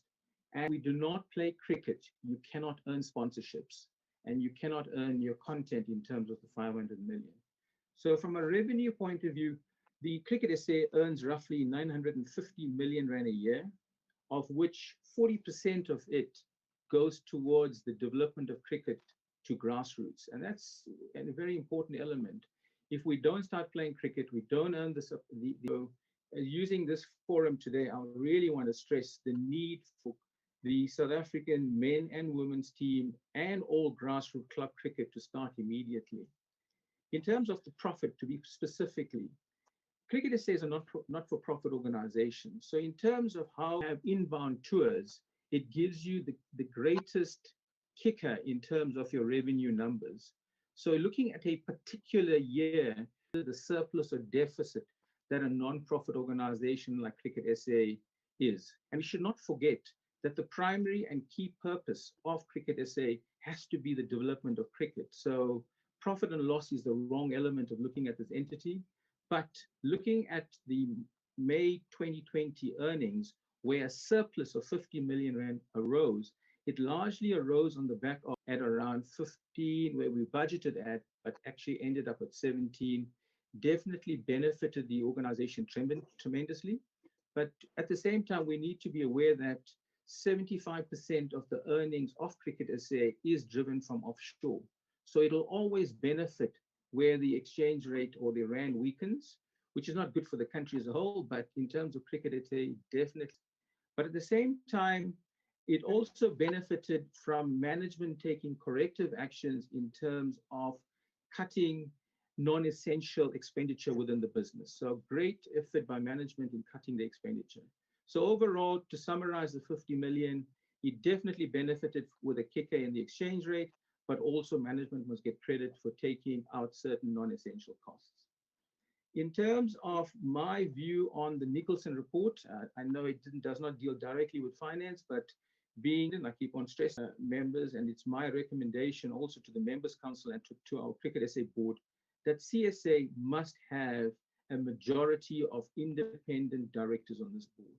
If we take away the last element of the Nicholson report in terms of its proposal, that is what should happen. We should need and make sure that at the AGM that's scheduled for December the 5th, that this board ends up with a majority of independent.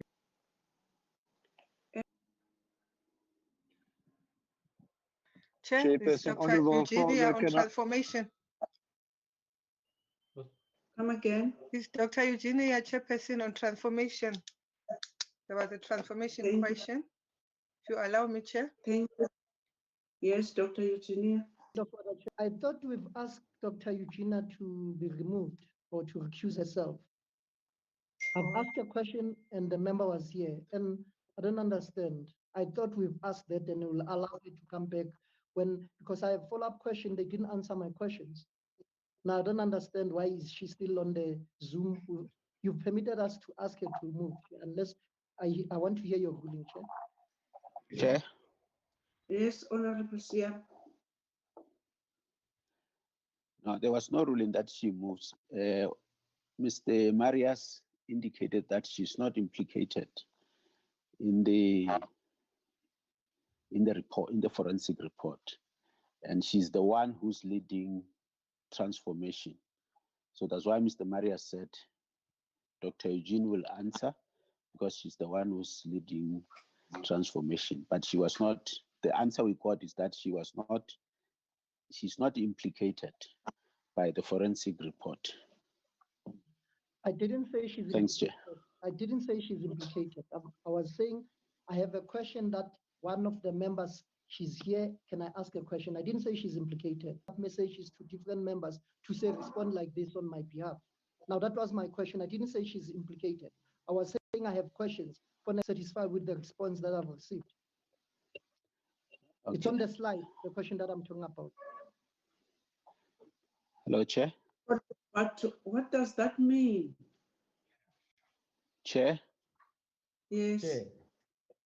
Yes, Honorable. No, thanks, Chair.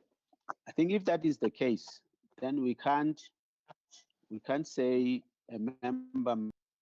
If we were to ask questions about Cricket South Africa, we'll have to ask about what are you doing, you and you and you. She's not implicated by the report. My view is that we can ask any question, whether it is directed to her or not. We can ask any court favor. Thanks, Chair. Yeah. Your Chair. Let's carry on. Thank you, Chair. I have the floor, Chair. Thank you. Yes. Chair, thank you for the opportunity and thank you to the Honorable Portfolio Committee members. Chair, I would like to take you back to the committee 1st of July, around the same period there was Black Lives Matter and all the racist allegations. The right thing we do, we didn't want you and the minister to learn from the media. We wrote to you first before we even went to the media. We committed in that correspondence that by the end of August, there will be a transformation ombudsman.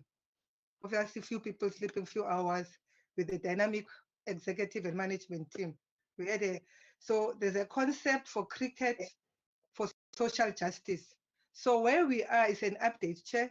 The Ombudsman Advocate, Domisa Nsebenza, has been appointed and it will start in a future date. It's normally meeting weekly. So I'll refer to the slide. And there's been a kind of startup budget of 10 million for dealing with transformation. Transformation is provided in the, I remember the minister quoting the section on equality and discrimination during the launch. So I believe that we have a rich constitution that speak about equality, that speaks, that pronounce clearly about discrimination. So as the legislators, I assume you probably adhere to that, and transformation is part of that to make sure that there's no discrimination. And you would hear there will be an advert again. I guess they won't blame me for that. It should be an operational thing. That he's already seeing that there will be an advert call for submission. Let me say that because we meet with him every week to plan his office. There will be an advert again to call for submission and issues on the radio, as we did in the past. And then the modus operandi, that is what you would explain. There's a restoration fund. How we raise it, the modalities, they've been communicated. And yes, those who need to be compensated, they have to be compensated when that time arrives. So the whole process, the ombuds will speak to it, we will come to the portfolio committee or do the ministry, but he's still planning his office. So, and also to correct it, Chair, this racism, you know, we had a program that is called DIPS, you know, diversity, inclusion, and belonging. So that will be one pillar. Really, I've never done this in my life in 35 days. That's why I say I can only thank God for the grace. Thank you, Chairperson. So that's it. So also the other important thing, Chair, we did engage. There are a lot of stakeholders and who are interested, who want to make sure that we respond to those racist allegations. Black Management Forum, we met with them. They were clear that employment equity is low, BEE is low. If we disagree somewhere, they are not going to, they even quoted one party. We also took an initiative to engage SASCOC as a union, because we're asking a question, how did these things happen when there was a union? We also engaged this. We want to hold you accountable. What are you doing with this racist allegation? But proactively, we engage that. We also engage SASCOC. So we've really been working on transformation to say this is what every stakeholder, starting from your office chair and the minister's office. And then in that order, we came to engage everybody. So we are busy with the ombuds to set the office, and I trust the board, when even the 10 million that they've given is just a startup. When that is ready to transform, they've shown a commitment to transform, especially what we began with the new independent directors and someone passionate about transformation driving it. Thank you very much, Chair. If there's any other question, I'll answer it later. Thank you, Chair.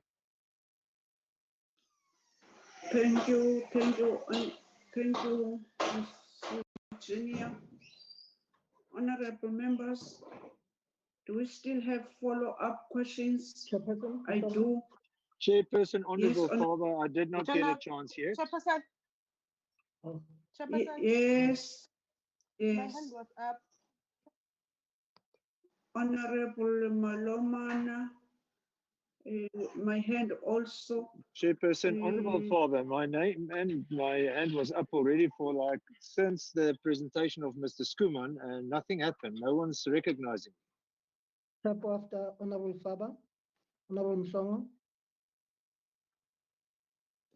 Okay, Honorable Malomane. Thank you, Chair. Honorable Faber, Honorable Mhlongo. Honorable Mrs. Van Dijk and Mr. Madlengos. Okay. Thank you, honorable members. On that order, Honorable Malomane. Thank you, Chairperson. My question is based on the forensic investigation. I just want to know that have the forensic auditors interviewed the service providers that are alleged in line with hearing both sides of their story, and how long was the contract of the service provider where the process was not followed? The other question is that I just want to ask the board members and the members of the council that did they receive the copy of the forensic report, all of them? And can they declare that all of them, they agree, and then that they do agree with the forensic report, they have read the forensic report, and can they respond themselves? The other is based on the forensic investigation. Who from the board did the investigation from December 2019 until now? And why can this whole board and members of the council own the report? Thank you, Chairperson.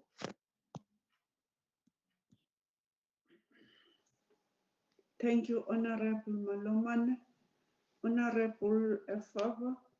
Thank you, Chairperson. Yes, Chairperson, my question to Mr. Skumani is, how have they got plans in place to recuperate money from the provinces? As I see, there has not been a plan in place. Now, according to what I understand, there should be a plan in place when borrowing money to your cricket unions. And from what I understand, some of them didn't have a clean audit yet. So that money was also given to them up front without the due recourse of how they will get the money back. Now, I know we're not in charge of Cricket South Africa's money and how they distribute it to provinces, etc. But surely there should be some type of response on how they're going to receive their money back from the provinces. As I see, actually most of the provinces did not even pay back a cent. Chairperson, if we can get our feedback on that, because it seems to me that there's no systems in place to recuperate that. Thank you, Chair. Thank you, Honorable Fava. Honorable Mhlongo. Mhlongo. Thank you. Thank you, Chair. Chairperson, my question was not answered. Mr. Skuman, when did you last updated procurement policy? When was the last time, or do you have it, the actual dates and timelines? When is the ETA for other members? For Tabang, it was quick fired, CEO, quick done, but other members must resign. When is the ETA? Chair, regarding, what you do on your left, you must do it on your right. For the COO. This internal process was not done for Tabang. Why, if I may ask?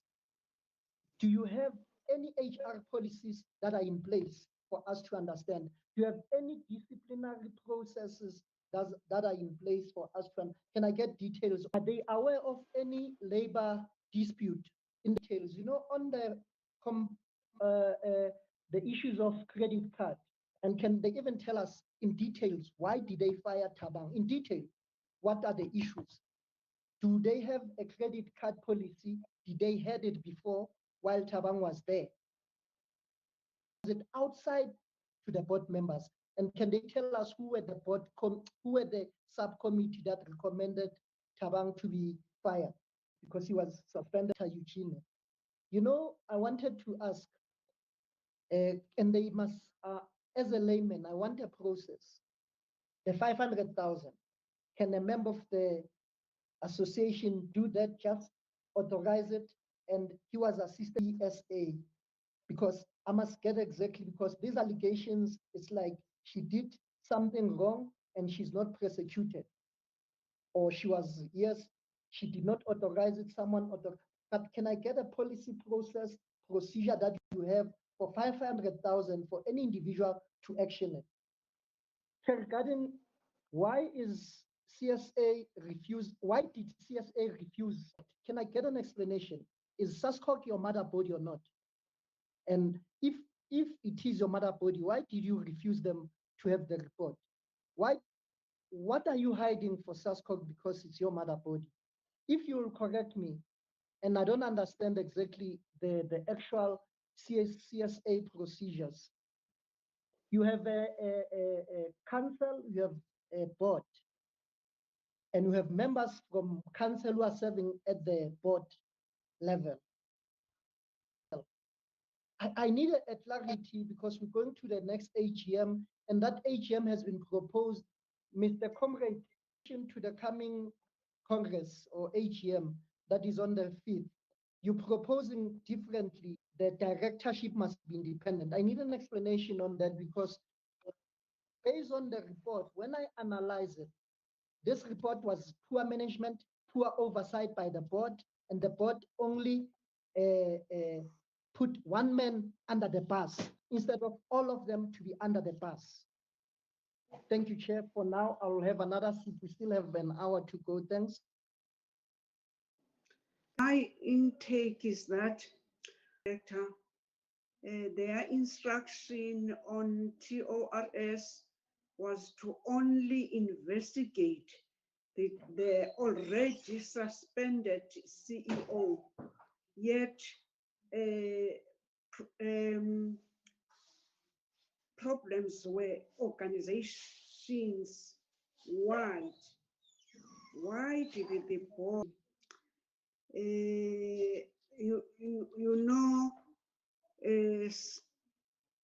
as a government, we are very strict on corruption.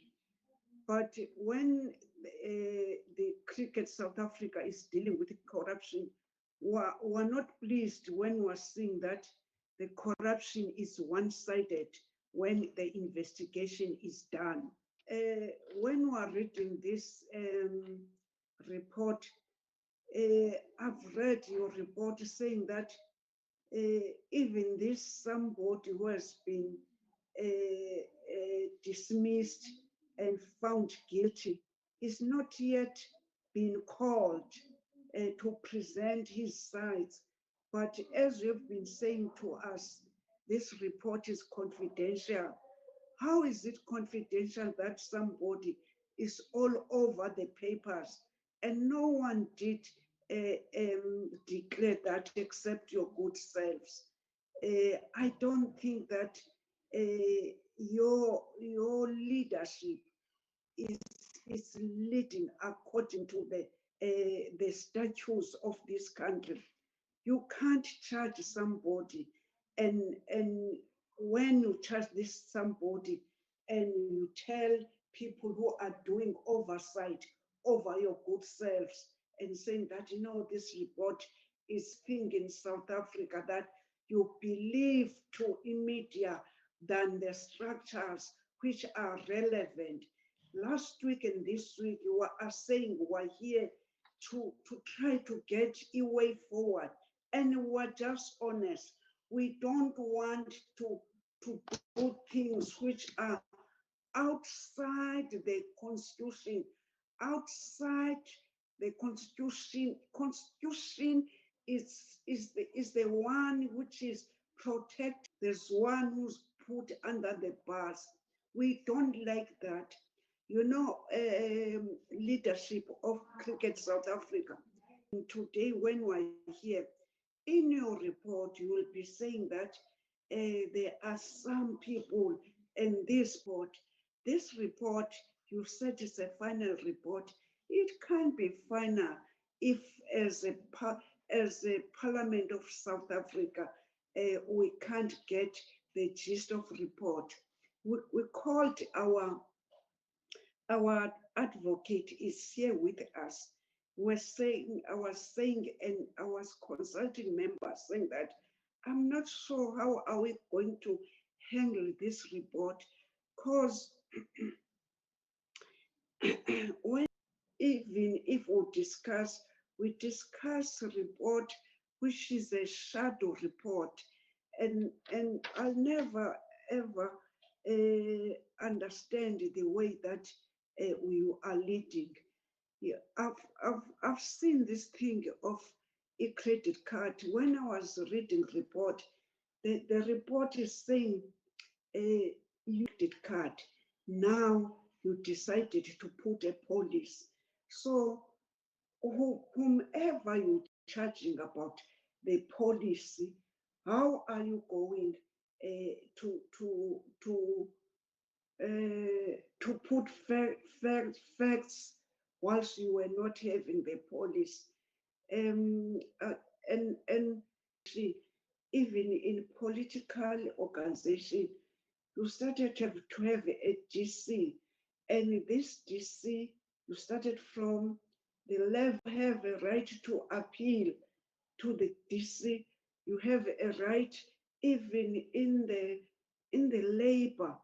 You do have right to appeal, and now here we are, and Africa maybe it's doing things, but to all what I'm saying, you know, all members here who are not giving way forward, we are still trying to get how are you working. But this is the second day. In fact, it's the third day. And then last week, and then this week, I'm worried. When are we going to ground? Schools are open. We are in 11-1. When are these kids are starting to play? And it was in you can come with it. There is a question asked by Honorable Malomani.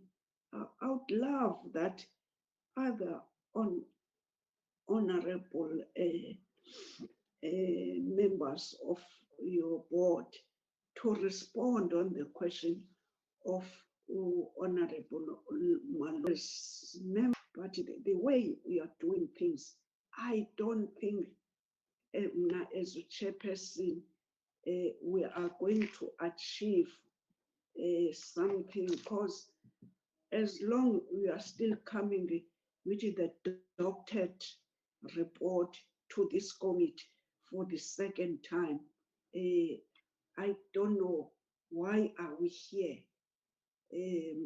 Thank you so much, Honorable Van Dijk. I'm sorry, man. I'm sick. I'm sick. It's not because there's a thunder. I'm just sick today. Honorable Van Dijk. Thank you, Chair. I hope you get better soon. Chairperson, my question also comes back to the report that has not been given to SASCOC. But I also, in that same line, I also want to ask why the minister hasn't given it to SASCOC.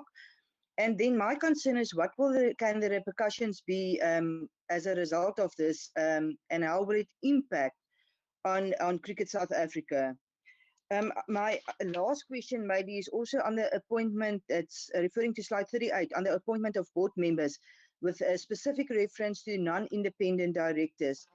This takes place based on a democratic election process, and I want to know how is Cricket South Africa going to enforce this? Honorable Mahlengozi. Thank you, Honorable Van Dijk.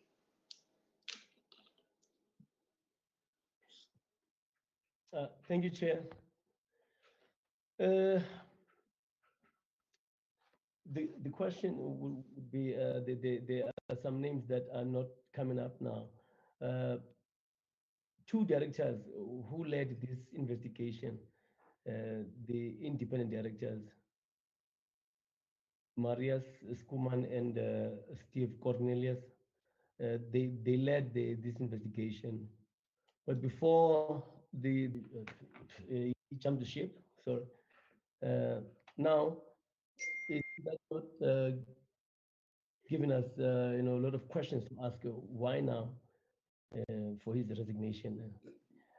I would also reiterate what our honourable member response to it. Now, on top of that, these disgruntled former players, like mostly who are black, have they been compensated? And if not, what are the reasons, and why are there no plans put in place for them to be mitigated towards their suffering against the alleged racial, subjugation within this organization? Yeah, that'll be the question I have. Thank you, Chair. Thank you, Honorable Adams. Mr. Adams. Thank you, Chairperson. My question is, a newly ombudsman are appointed. Standard Bank are the two major sponsors for Cricket South Africa, which they lost as sponsors. Is Cricket South Africa in the process of securing new sponsors? How does the Federation plan to survive financially after loss of sponsors? And Cricket South Africa aims to reduce the expenditure on the national team by approximately 37 million within 4 years period. Will this not affect? And there has been a high rate of recognitions among senior staff of Cricket South Africa. Did the Federation try to retain these staff members from resigning? How will the Federation? Thank you, Honorable Member. Any okay. Cricket. Deal with the HR matters and then other matters I would address. I would just like to use the opportunity just at this stage just to confirm that the investigation was not led by myself and Prof. Steve. The investigation was done by Fundutsi. We were not involved in it. Where the independents were involved was when it raised concerns in December about governance and requested an investigation to be done. And to that extent, we have provided information of how it came about that it was approved by members' council in terms of the terms of reference. So if I could ask perhaps John can address the matters as it was shared with stakeholders. Okay. Allowed.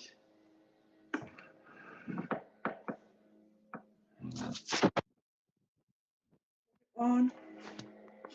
Rest the house and all the other people that are attending.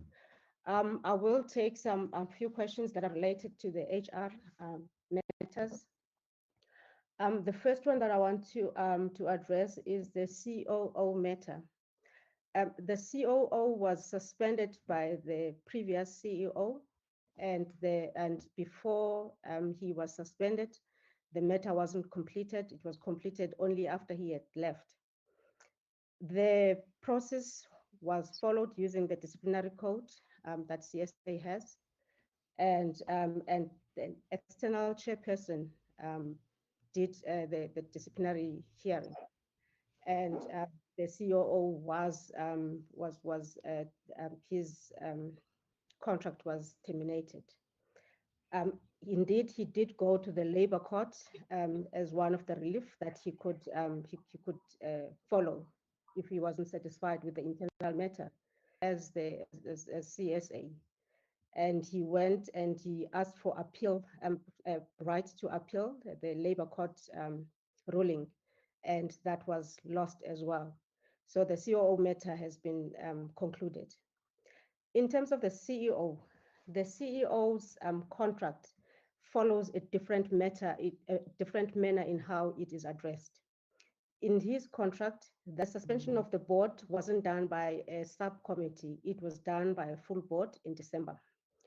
And then in terms of the disciplinary against the CEO, the board wrote to the CEO in terms of his contract that these are the matters that the board wants to address with him and put down the charges and say whether he is going to follow he's going to address the matters with the board.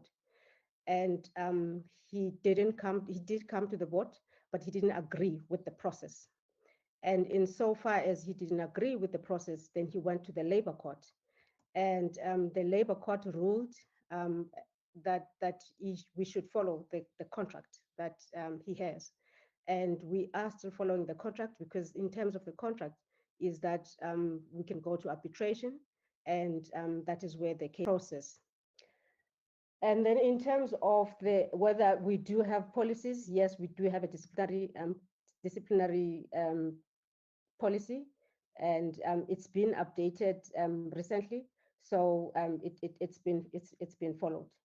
So Chair, I will stop here in terms of the two matters that are related to HR. Thank you.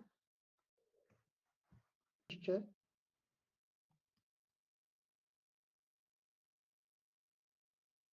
Chair. We are on mute, Chair. We cannot hear you. Yes, Honorable Mhlongo. Chair, on a point of exigency to the Honorable Vuyo, as she was talking about HR issues, can I just point out one issue that is of concern to me? Is it fine, Chair, or can I wait for the next round? But has suspended Thabang. But according to Chris, the suspension came from the recommendation from Social and Ethics Committee. According to the former president, sorry to call him just like that, the one who just resigned. Now, who exactly suspended or fired or took any processes regarding Thabang? Because is it Social and Ethics or is it the board? After discussing, can we get, that's why we were saying, can you, even in future, can you share your policy, updated them because you've just suspended Thabang or you've updated? That's a question. Don't go tantrums. I see you, Pel. If you've updated them now or after suspending Thabang, or when can I have an actual date, Thabang? Because the president went to South Africa and we must report back as this house to South Africa. How was Thabang suspended? Thank you, Chair. Especially on HR issues. Siabo. Yes, for you. Thank you, Chair. I will ask Mr. Skuman to that I'm one of the new members. I have joined in May, and so I would not have the insight of the details of what was discussed in those committees. In terms of the CEO, the disciplinary process for the CEO is different from the process that is followed by other people, because the process for the CEO is documented in his contract, which is what was followed. And at your policies, you have to review them all the time. It was not updated because we had dealt with the case of the CEO. They were updated because we were reviewing all the policies like we are doing with the procurement, we are doing with other policies, because some of the policies haven't been reviewed in the last 2 or 3 years. And as part of the policies, and that was one of the Mr. Marius Skuman to deal with that matter that was asked between the Social and Ethics Committee and the board. Thank you. Chairperson, Honorable Faber.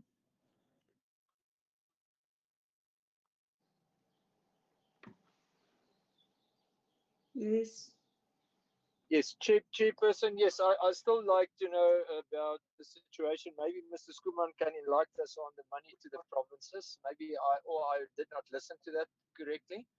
Then while we're on the case of the previous CEO, Mr. Moru, what I also saw in this whole report, I need to know while we are here on the personnel, etc., and the recruitment.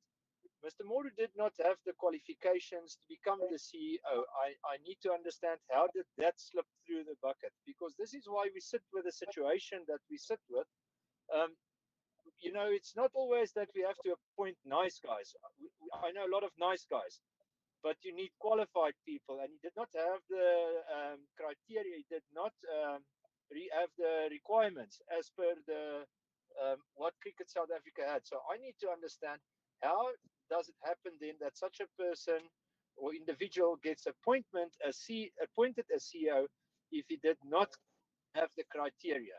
And I need to know, because those persons that let that happen must also be taken on.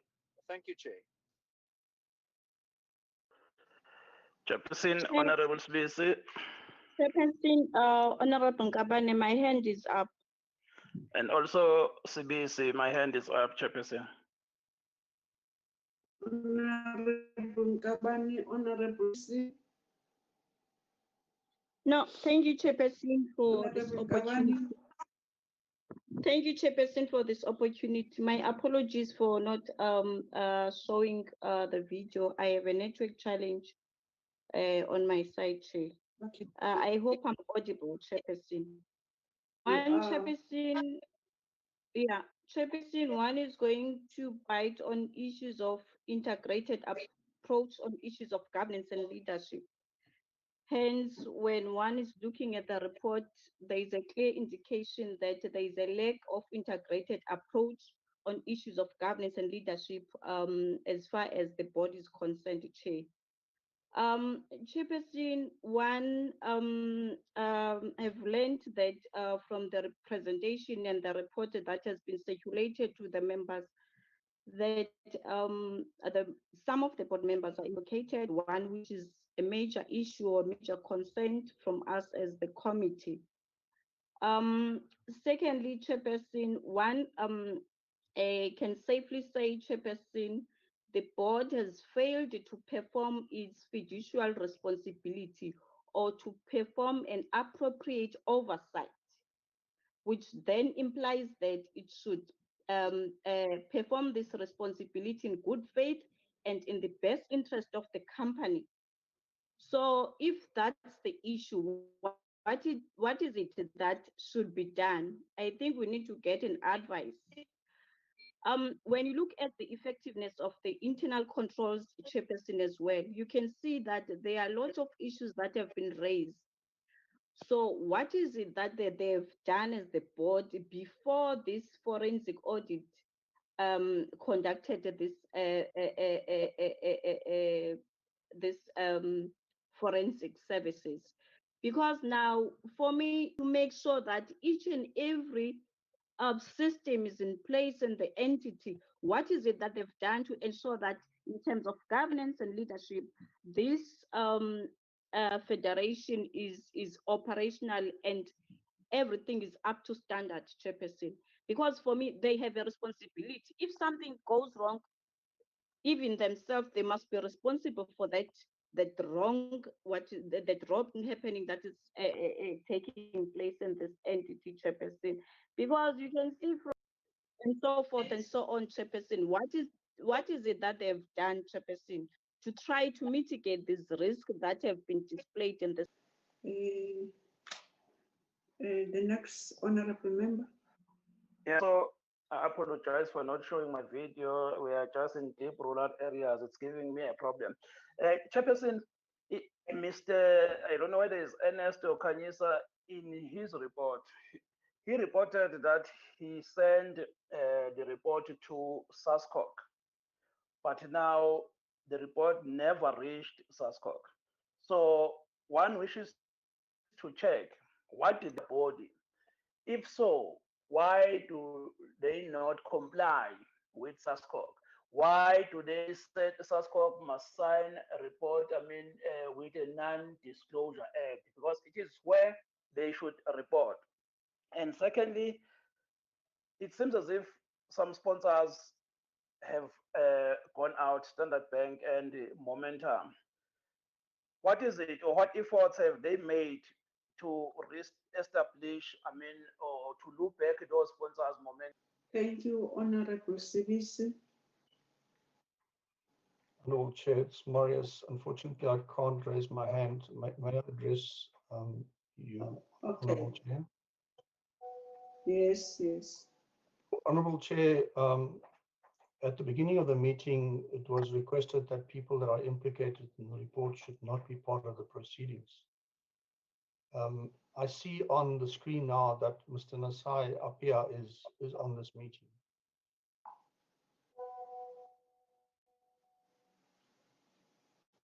What did you say? I see that Mr. Nasai Apia is on this meeting, or somebody is using his credentials. He's the previous COO of Cricket South Africa.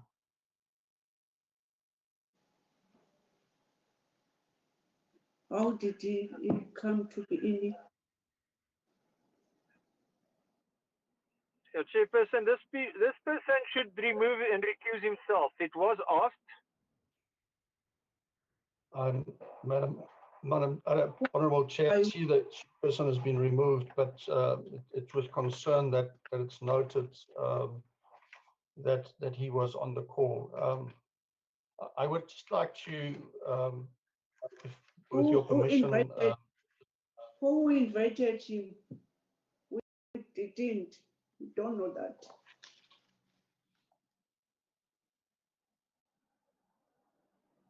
Honorable Chair, I'm unable to answer that question, but with your office, we will identify. You know me that I gave only my members and my advocate only. I don't even know this person whom we are talking about.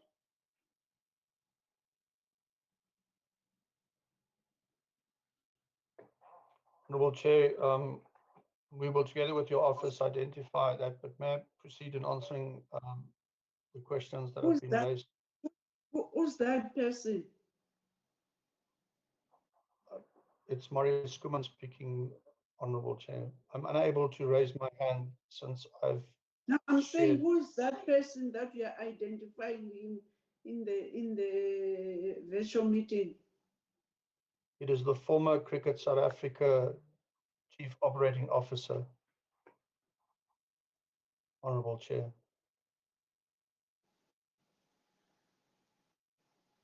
Hey. And I also see that there are some media present. Where can I ask this question? Because I'm concerned. I didn't even give it to my secretary.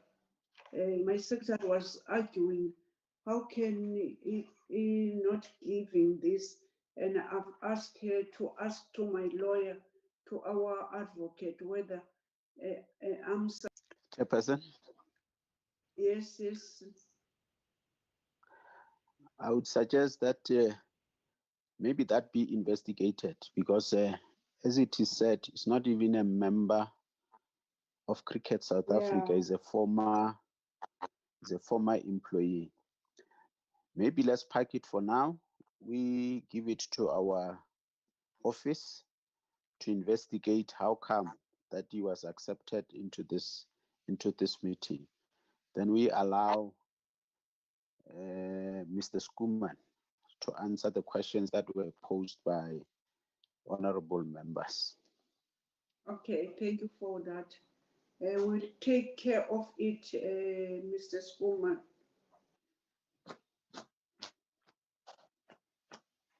Thank you, Honorable Chair, and apologies for also not putting on my video. We have an internet problem. We're also apologizing because we don't know how it happened. Thank you, Honourable Chair. I would like to start with the questions asked by Honourable Faber in terms of what is in place to recover money from the affiliates. The loans goes back to, as I mentioned, the global G20 and the upgrade of facilities. The current process of recovering the money is that distributions are made to the affiliates by Cricket South Africa in terms of a formula, and there is a part of that distribution that is retained and to recover from the loans. The recoverability of the loans is a key issue for the current board. We want to understand how that was addressed because the Fundutsi reports also indicate that some loans did not follow the financial assistance policy. And that is of concern to us, and that requires further investigation. We have since received updated reports from the current CFO who joined Cricket South Africa in June, July last year to have a far better understanding of the loans, and there's comprehensive information in the report. It is a major challenge and it has to be addressed because the sustainability of the affiliates is affected by that, in that if they are unable to repay their loans and it affects their liquidity, it has to be addressed by Cricket South Africa, and we cannot be left alone for the affiliates and unions to address that. And so far as the question of the appointment of Mr. Moro, that he didn't meet the minimum requirements, yes, Honourable Member, you are correct. It's a finding that I find astonishing, and that one has minimum requirements.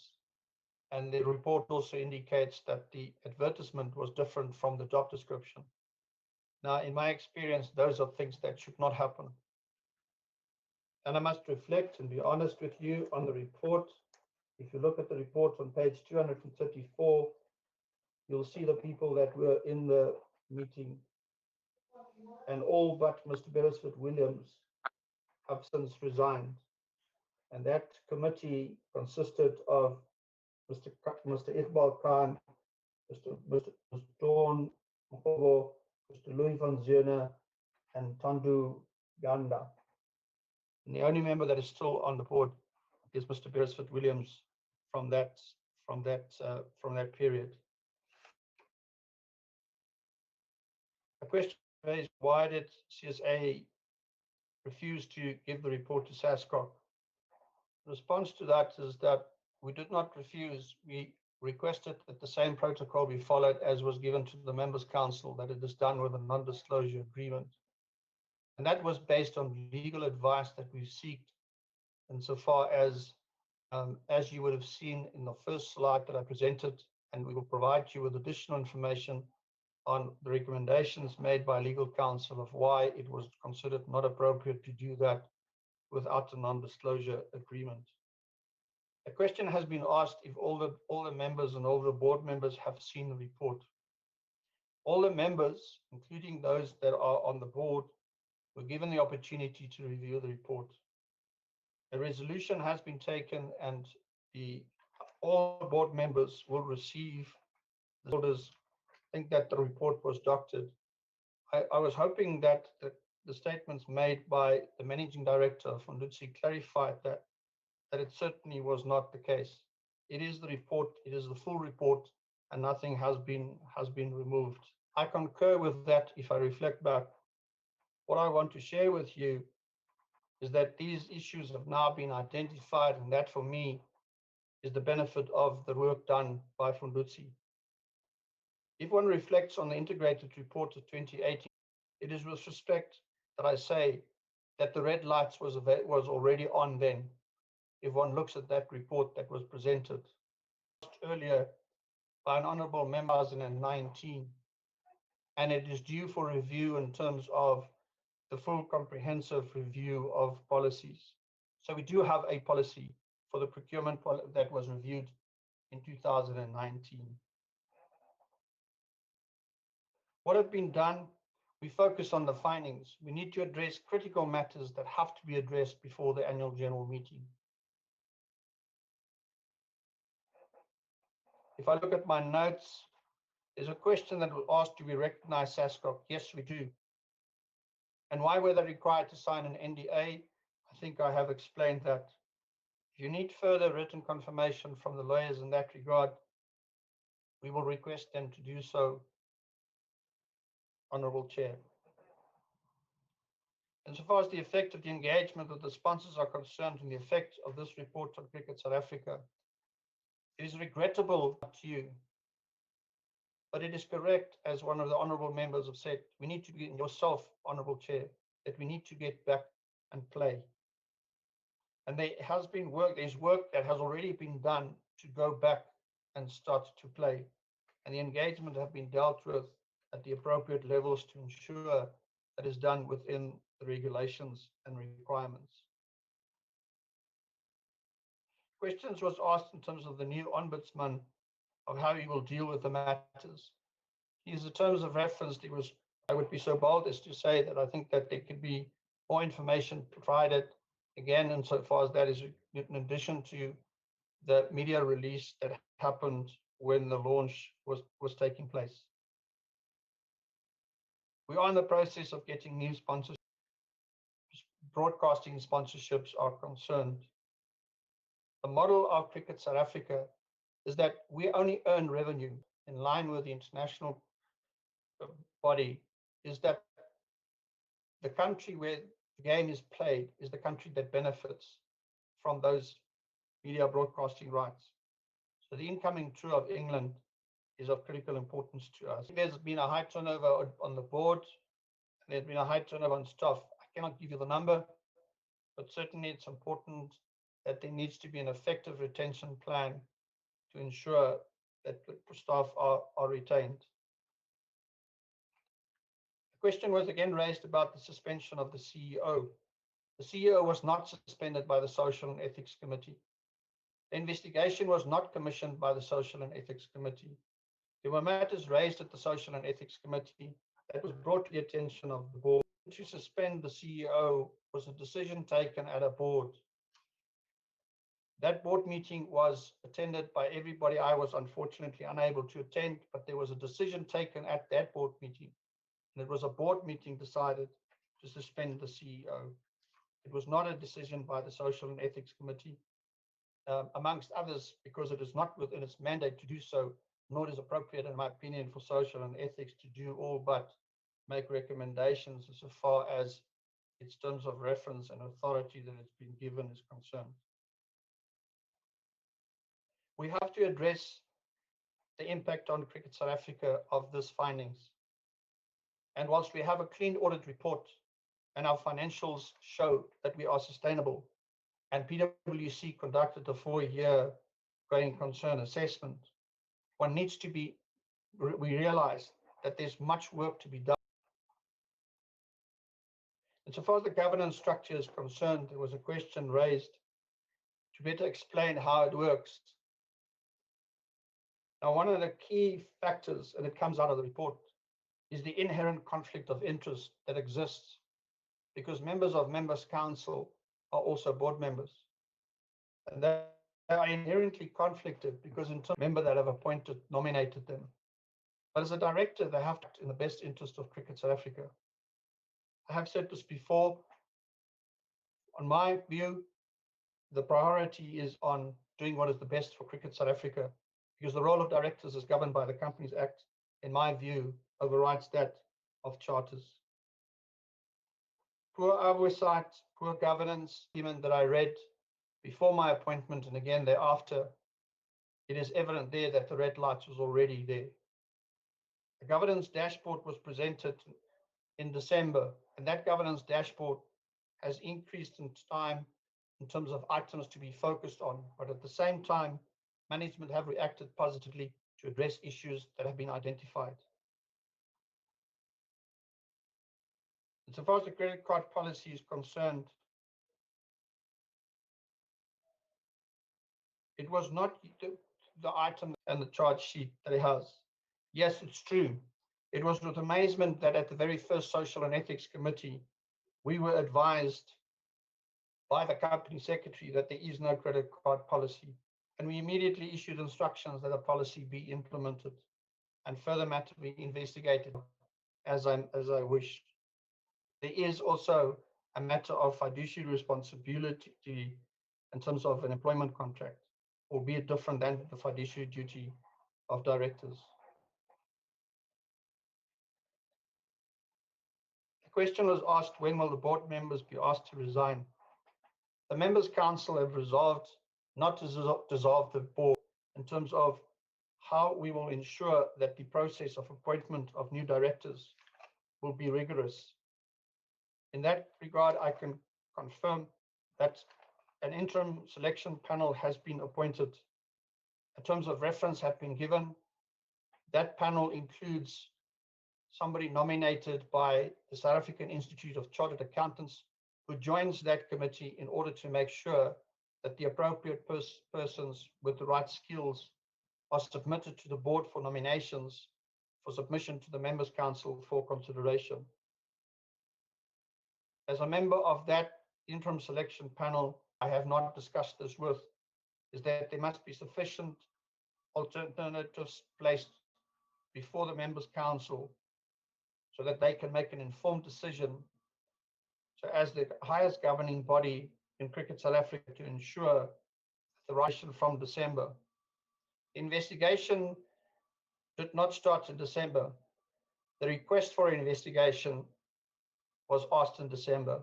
The terms of reference was drafted, and because it was stated by the previous president when he went to the Members' Council that it will include the board, and he also stated that, my recollection is at the media conference, it was decided that the terms of reference must be signed off by the Members' Council, and the board cannot determine the terms of reference. It's been raised where the Fundutsi Forensic Services interviewed provider X. I don't know if Ernest is still on the call, but I can confirm that they did engage with them, and that's evident from the report. The report, honourable members, honourable chair, is not a doctored report. The managing director of Fundutsi explained that and shared with you insofar as that there was no restrictions placed on them insofar as the investigation that they have to do.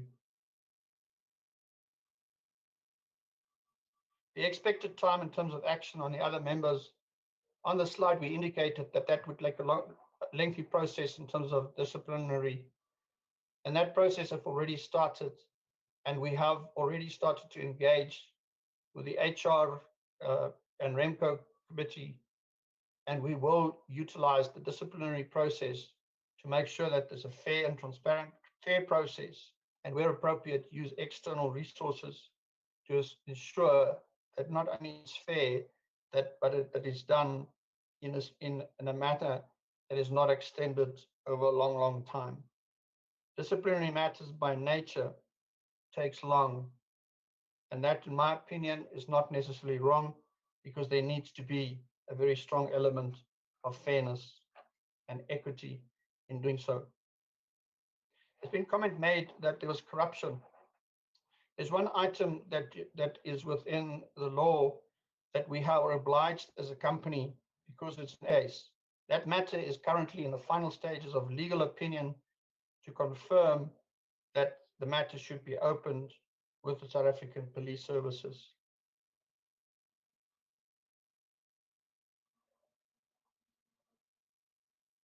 The report to SASCOC, just again to emphasize that we have made it available to them.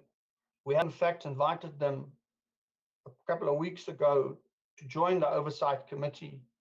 We requested that the acting chairman be made available to join and be part of the Oversight Committee to ensure that the actions that needs to be taken is in fact done so.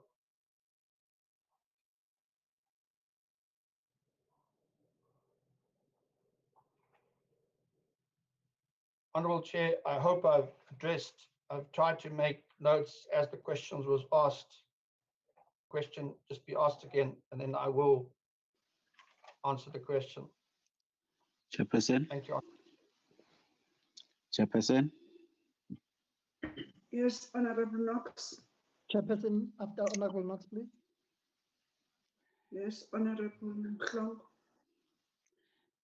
Yeah, Chairperson, I think, Honorable Knox.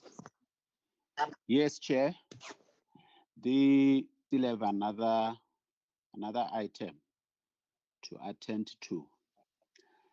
I just wanted to propose, Chair, that as a way forward, we support the intervention by SASCOC, and we really appeal to Cricket South Africa to cooperate with SASCOC. And we also advise so that because Cricket South Africa is a public entity, they are running cricket as a sport on behalf of South Africans. And these other allegations, especially those that are dealing with racism, are really putting our country in a bad light. So that SASCOC and the minister must be closer to the process, so that if there is a need for government to intervene in the interest of South Africans, we do so. I'm proposing that as a way forward, because we no longer have time. We still have another item to attend to. Thanks, Chair. Honorable Mhlongo. Chairperson, Honorable Faber, just after that, please. Thanks, Chair. Okay, Honorable Mhlongo. Chair, I wanted to find out, was the terms of reference amended to exclude in the investigation into the board members' role, or board members not to be investigated, so to say, because I wanted to get a clear guideline. Those terms of reference, can they share those terms of reference and they were amended or not? If they were amended, why they were amended? Another question, Chair, I think, Mr. Margus, it is clear that you are admitting, you are now, the National Council is recommending that the board members must stay. It is not served on both boards or National Council on the board. The National Council members recommend that we must stay here, we must not move. Now there's a conflict at the end of the day. Now what I'm trying to say to you, Mr. Margus, personally, I don't support your recommendation. You're not cleaning, you cannot clean yourself. You cannot redeem yourself. You cannot investigate yourself. Now I'm proposing a way forward too, because I can see there's time, but before because of this transformation, Dr. Kula, the parameter of transformation shows that Cricket South Africa, in terms of transformation, they're not effective. What is your take on that? And the research has found that National Cricket South Africa, plus minus 50 unprivileged schools like Emakasi, Elokshin, they don't even participate more in cricket. What are you going to do with that? Because you are addressing transformation within CSA. Last question. What are the state of franchise, especially Guma municipality in the different metros, different cities, for us to make franchises in non-metros food? In metros and non-metros. Lastly, Chair, I want to recommend, that is my recommendation, to the independent committee. That committee must compose of experts within the sports, fundis within the sports, because this report, we cannot say it is as is, because there are questions which are not answered. My questions, I don't think I've stated clearly that there's a conflict, things are done because of this. Issues of Tabang are still pending. Why are they doing it to him? The National Council are part of the board. Now they are player and the referee. It is uncalled for, and I don't support that. We are calling for independent body will take this report and investigate and come with a recommendation, not with a report without recommendation. That is my take, Chair. Thank you. Thank you, Chair. Honorable Faber. Chairperson, yes, I would also like to suggest on the way forward that, number one, I appreciate Mr. Skuman's report back, but I also agree with my fellow member, Honorable Mhlongo, that you can't have players and referees on the same level. So I would suggest that the board members that are implicated cannot take part in their own investigation. Thank you, Chair. They Any must other? remove themselves from the board. Chairperson, sorry, am I cutting out? No, Yes. no. Any intake, honorable members? Thank you, Chair. Yes, Honorable Maloman. You know, I've got their view. I don't know whether it will be correct. There are many challenges in Cricket SA. Even the Association of Cricket has also sometimes, I don't know whether it was December or what, requested that can the board members, all of them, resign or step down. I think maybe because of the challenges that are happening, I also want to say, what are the possibilities of that this board step down and then a new board be elected so that it can take over? Because it seems as if there are things that are happening, but they don't want to tell us the true reflection of what is happening in Cricket SA. You know, it's very painful and disappointed that each and every day there are issues regarding the South African cricket. So I think maybe the board must step down. All the board members must step down. Thank you, Chair. Thank you, Honorable Member. Any intake from members? Honorable members are still on the platform. Honorable members.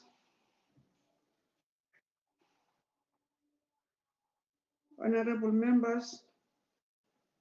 There's somebody who want to talk. Who's that? Honorable Adams. No, Chair, I'm covered. Thank you. Oh, Dr. Ngavan. Yes. Chairperson, I wanted to. Oh. There's somebody. So who's that? Chair, if there's no hand, can I ask last question? Okay. Thanks, Chair. If there are no hands. If, Chair, I wanted to find out, the forensic report, is it from 2019 or is it from 2016? I wanted to find out, you know, when you deal with rotten potato, you must dig from the ground. What happened to the GLT20? Who was involved with these scandals that we hear of from the period of 2016 to 2020 till to date? Because nothing has happened. Why did it fail the GLT20? Because those are the issues that as a national council we cannot deal with, because you are at the national council level, you are even at the board level. Now we call upon an independent body that will compromise of experts within the field, within the sports, and then they must take even this report and other underlining issues. We don't have time to mention other underlining issues. You know, the former president came to us last time, Chris. He even misleaded this committee that the government is giving them 5 million, and we gave them 10 million according to the minister. Now those are the issues. What do they use with the money that we give them? Is it planned back to disadvantaged community? Is it planned back to school at school level? Now those are the issues, Chair. But nonetheless, thank you. And Mr. Skuman, thank you for your openness today, and other members. But we're looking forward to engage you. And this is my proposal. This is not a casting stone. We cannot say this report is a good and we close it there. We must continue to investigate more. Thank you, Chair. Member. Yes.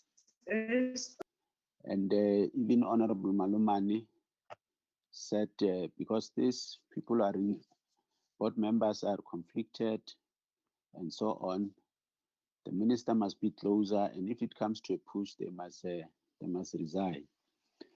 The report, like Honorable Mutlongo says, can be subjected to an independent. They found that target, and the 95% of that report is about the CEO. And when we get responses, they didn't even follow the Labor Relations Act, which is the supreme law of the country in terms of labor relations. They didn't follow the Basic Conditions of Employment Act. They just came into a meeting without due process, without the rule of audi alteram partem, and dismissed the CEO. So it means there is a crisis of leadership, like Honorable Manu was saying. So I'm saying, let's combine all those proposals. They complement each other, and then we submit in our report so that we take the process forward. Thanks, Chair. Honorable Speaker. Yes. Yes, Honorable Father, just last from my side, it is exactly. Honorable Sibisi. Thanks, Chairperson. Thank you. I wish to join my colleagues that we do not accept the report. But again, I want to base this to, I don't know whether it's Dr. Kula who is sitting on the side of transformation. I don't want to be racist, but Dr. Kula, as we are sitting there, I hope you are representing the majority of the people in this country. But now you need to be honest, because when you say schools, cricket is not yet played. So it's either in townships or rural places. When we are sitting there on that board, what is it that you think of the majority of South Africans who are supposed to be part of cricket, and yet who doesn't know of a cricket in this South Africa where you are putting transformation and we are sitting on transformation? I think there's still a lot that you need to done in order to talk of transformation. So we want to see cricket being played in our schools, be in rural areas or in townships. So please speed up your transformation. Just do not talk of a blanket transformation. We want a real transformation. Thank you, Chairperson. Thank you, Honorable. Can I speak now, Chairperson? Who's that? Who want to speak? Honorable Father, I've asked, but I don't know if I'm cutting out, Chair. This is what I'm asking. Okay, speak, Honorable Father. Chairperson, yes. Chairperson, it is absolutely clear that the problem started with a CEO that was appointed that did not require, and most of what has happened in cricket South Africa, if you read through that report, the CEO is the head of the company, and they say that that any fish rots from its head.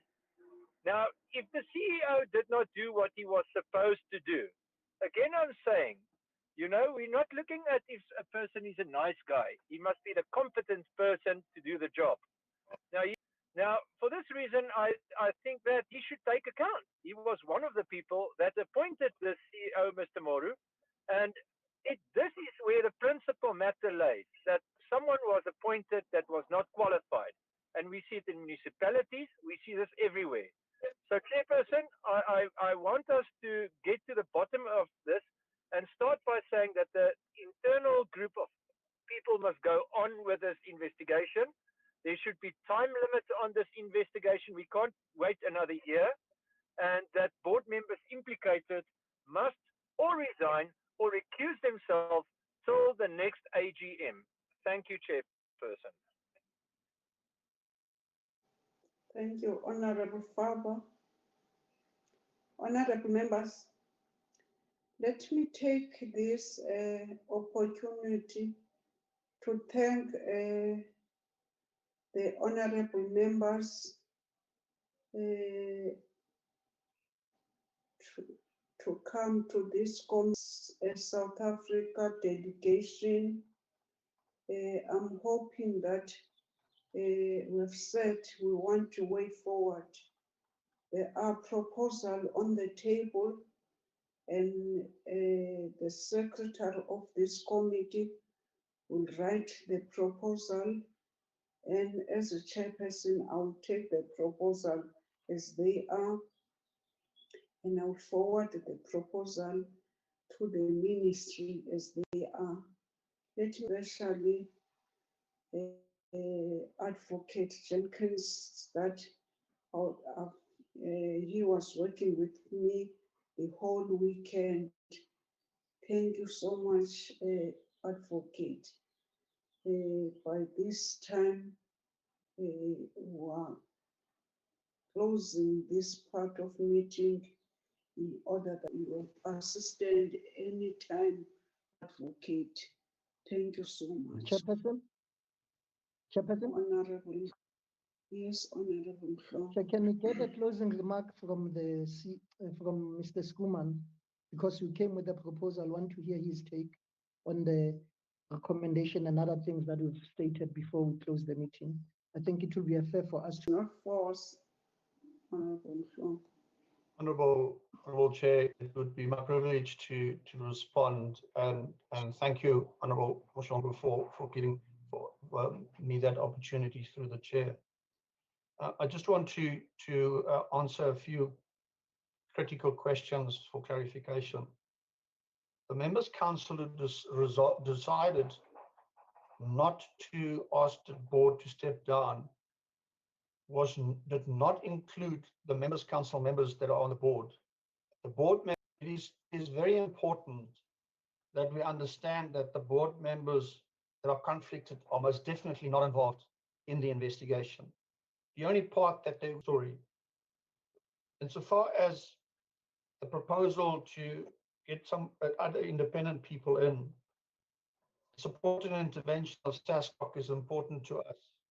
And we will continue to do that. And we have again reiterated, and the board and the Members' Council is committed to do that. The terms of reference was not amended to exclude the board. Undoubtedly, and I can categorically state that it was not amended. It was as approved by the Members' Council. Insofar as the transformation is concerned, I must confirm at this point that one of the things that we are looking at, and it's aligned with the financial management within the organization, is when it comes to transformation, when a company like Cricket South Africa spends over 340 million, I recall that's the number, on development, we need to assure that that development reaches the right areas and is dealt with correctly. And that is audited. And for that, there's a specific function and department that money is well spent and that transformation is fast-tracked and that it is not just something that is lip service. And so far as the question of the scope and time, in terms of time, the terms of reference stated that Fundutsi needed to look at 2016 to 2019. It was not just for 2019, except for one item. In terms of the terms of reference asked for one particular item, and that was to look at the accuracy of management information submitted to the board to make informed decisions. That was limited to the 2019 period. And there's findings in the report to indicate that there has been problems there, and that is being addressed.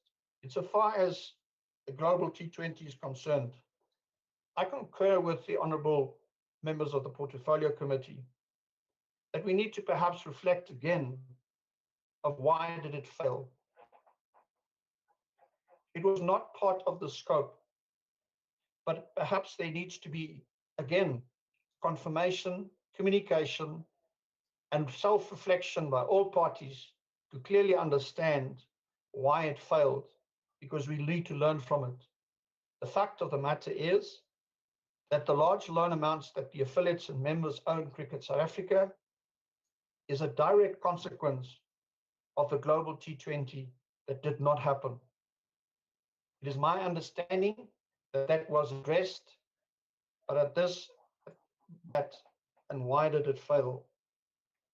And so far as the grants are concerned, thank you, Honourable Member, for sharing with us that there was a higher number, because I'd like to also understand why Mr. Nzani gave a different number.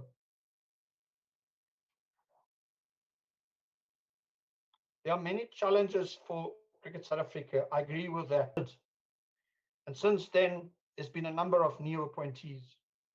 I've made the comment before, and I've said for continuity, at least the 3 independent directors, that they should remain and continue. But the Members' Council have resolved until the next AGM that those who are on the board now needs to step up and fix it. And I concur with the opinions that those involved and implicated needs to step aside and let the others deal with the matters without any interference. On the basis that I can confirm that I have experienced no interference from any of those people.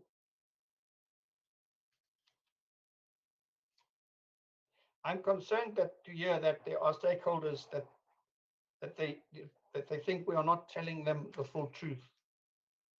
And to that extent, I will engage with Ndutsi and ask if they can issue a report in writing to confirm in writing that they were not restricted.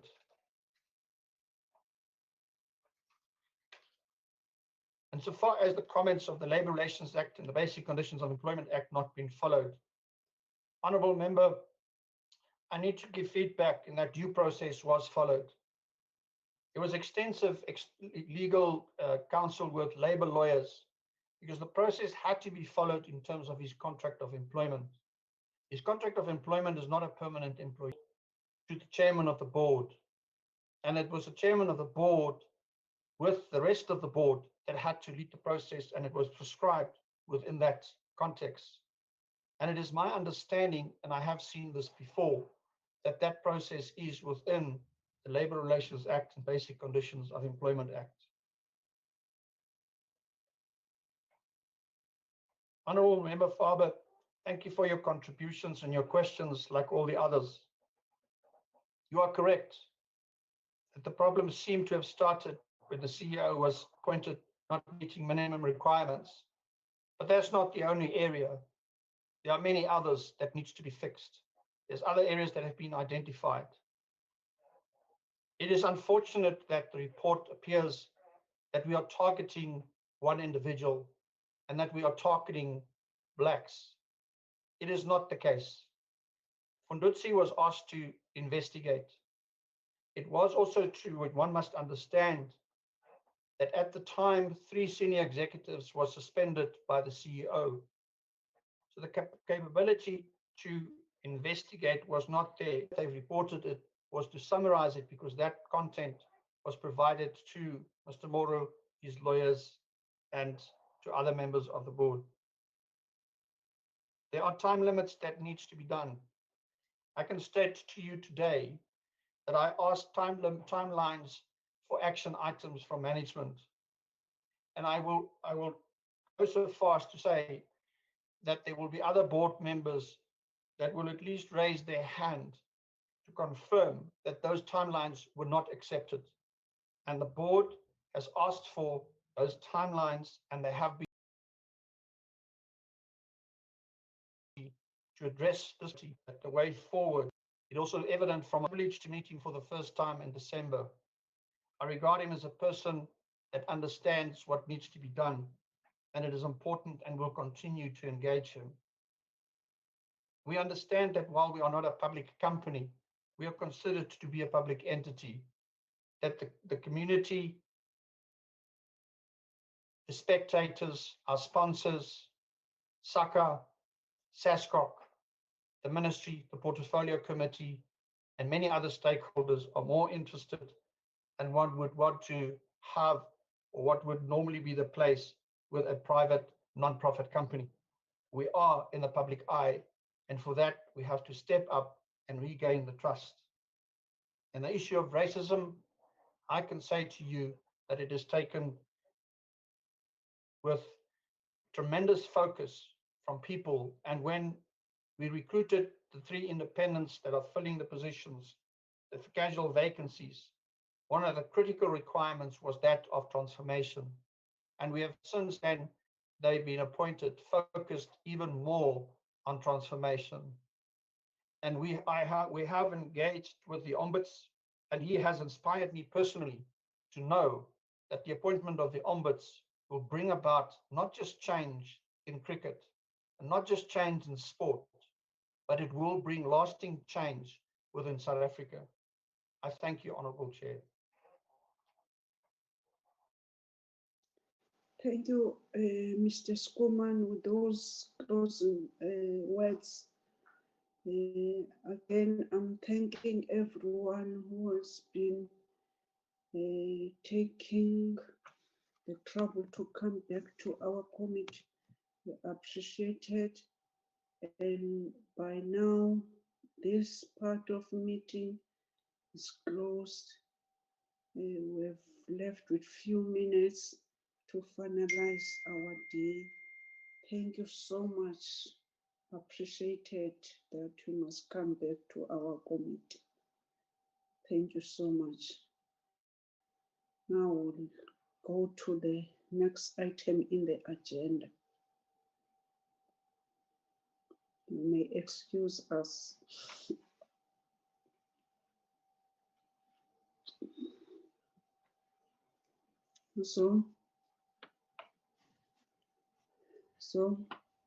Madam Chair? Yes, present the second part. We don't have enough time. Yes, honorable members. Chairperson, we still have members honorable. who are still. We still have members who are still on Zoom. Can we ask them to move, to remove themselves, or the host can remove them? We don't want to see what happened to the first meeting, that we have members who are not our portfolio members, but they're still on Zoom. I can see we have even the media, they're still here. We have members here. Can they remove themselves as a brief? Bafuna. Paparazzi,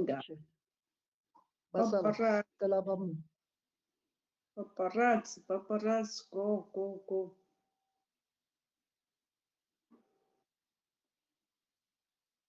Hey, itheni le ningaphumi nje. Ungubani uyakosisa. Uyafana. I'm trying. Person ngijonga uba uphi leave. Honorable Chair. Yabona nobaba uyabe nobaba uNjomani lapha yana. Ubaba uFapa ngazi ke ithakazelo ithini. Kodwa ithi baleke ngiphume ndami. Akanazo lo. Akanayithakazelo.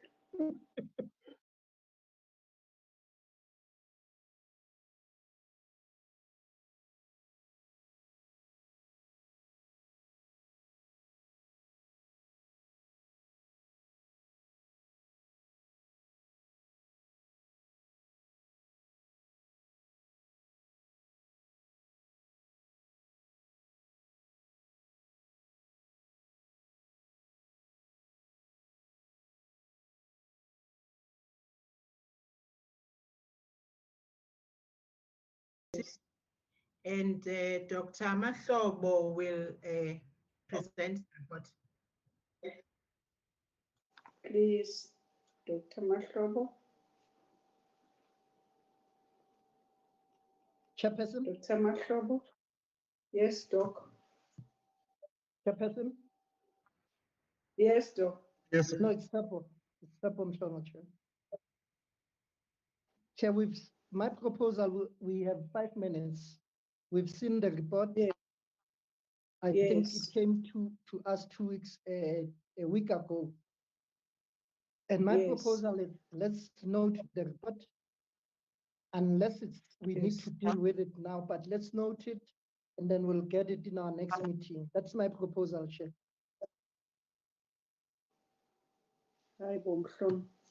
Chair. Hello. Chair. Yes, Honorable Sia. Yes, I agree with Honorable Mhlongo that we have received the report, but we must adopt the report. Not note. Not note. Okay. If that is the case, note, I'll move that we adopt the report. Okay. I Chair. second, Comrade Chair. Yeah. Hello. Chair, can we note that we reserve our rights for noting of the report as the Democratic Alliance? Thank you, Honorable. Who's supporting adoption? Honorable Adams. Alumani, Chair. Adams. Honorable Aluman. Let's welcome Honorable Malumana back, hoping that all went well at home.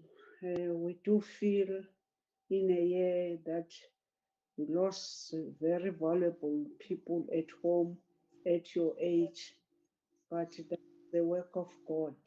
Be strong, baby. You're a leader. So take care of everyone at home. Take care everyone at home. Thank you, Chair. Thank you, members. Anyone want to say something? Okay. Chair, you've noted have the rights for the report. Yes, I've noted that Honorable Klombin is A, you have noted the report. And then honorable members of ANC adopted the report. I've seen Dante Mahlingozi smiling there. Yeah, we're not supporting the report. You are not supporting. Yeah, Chair. You are noting. Thank you, Chair. Okay. Okay. Honorable members, it was not an easy meeting, but thanks God, because you read this report. Thank you so much, honorable members. Now the meeting is closed. Let's prepare for the SASCOC in the next week. Thank you, Chair. Get well. Thank you, Yeah. Chair. Thank you.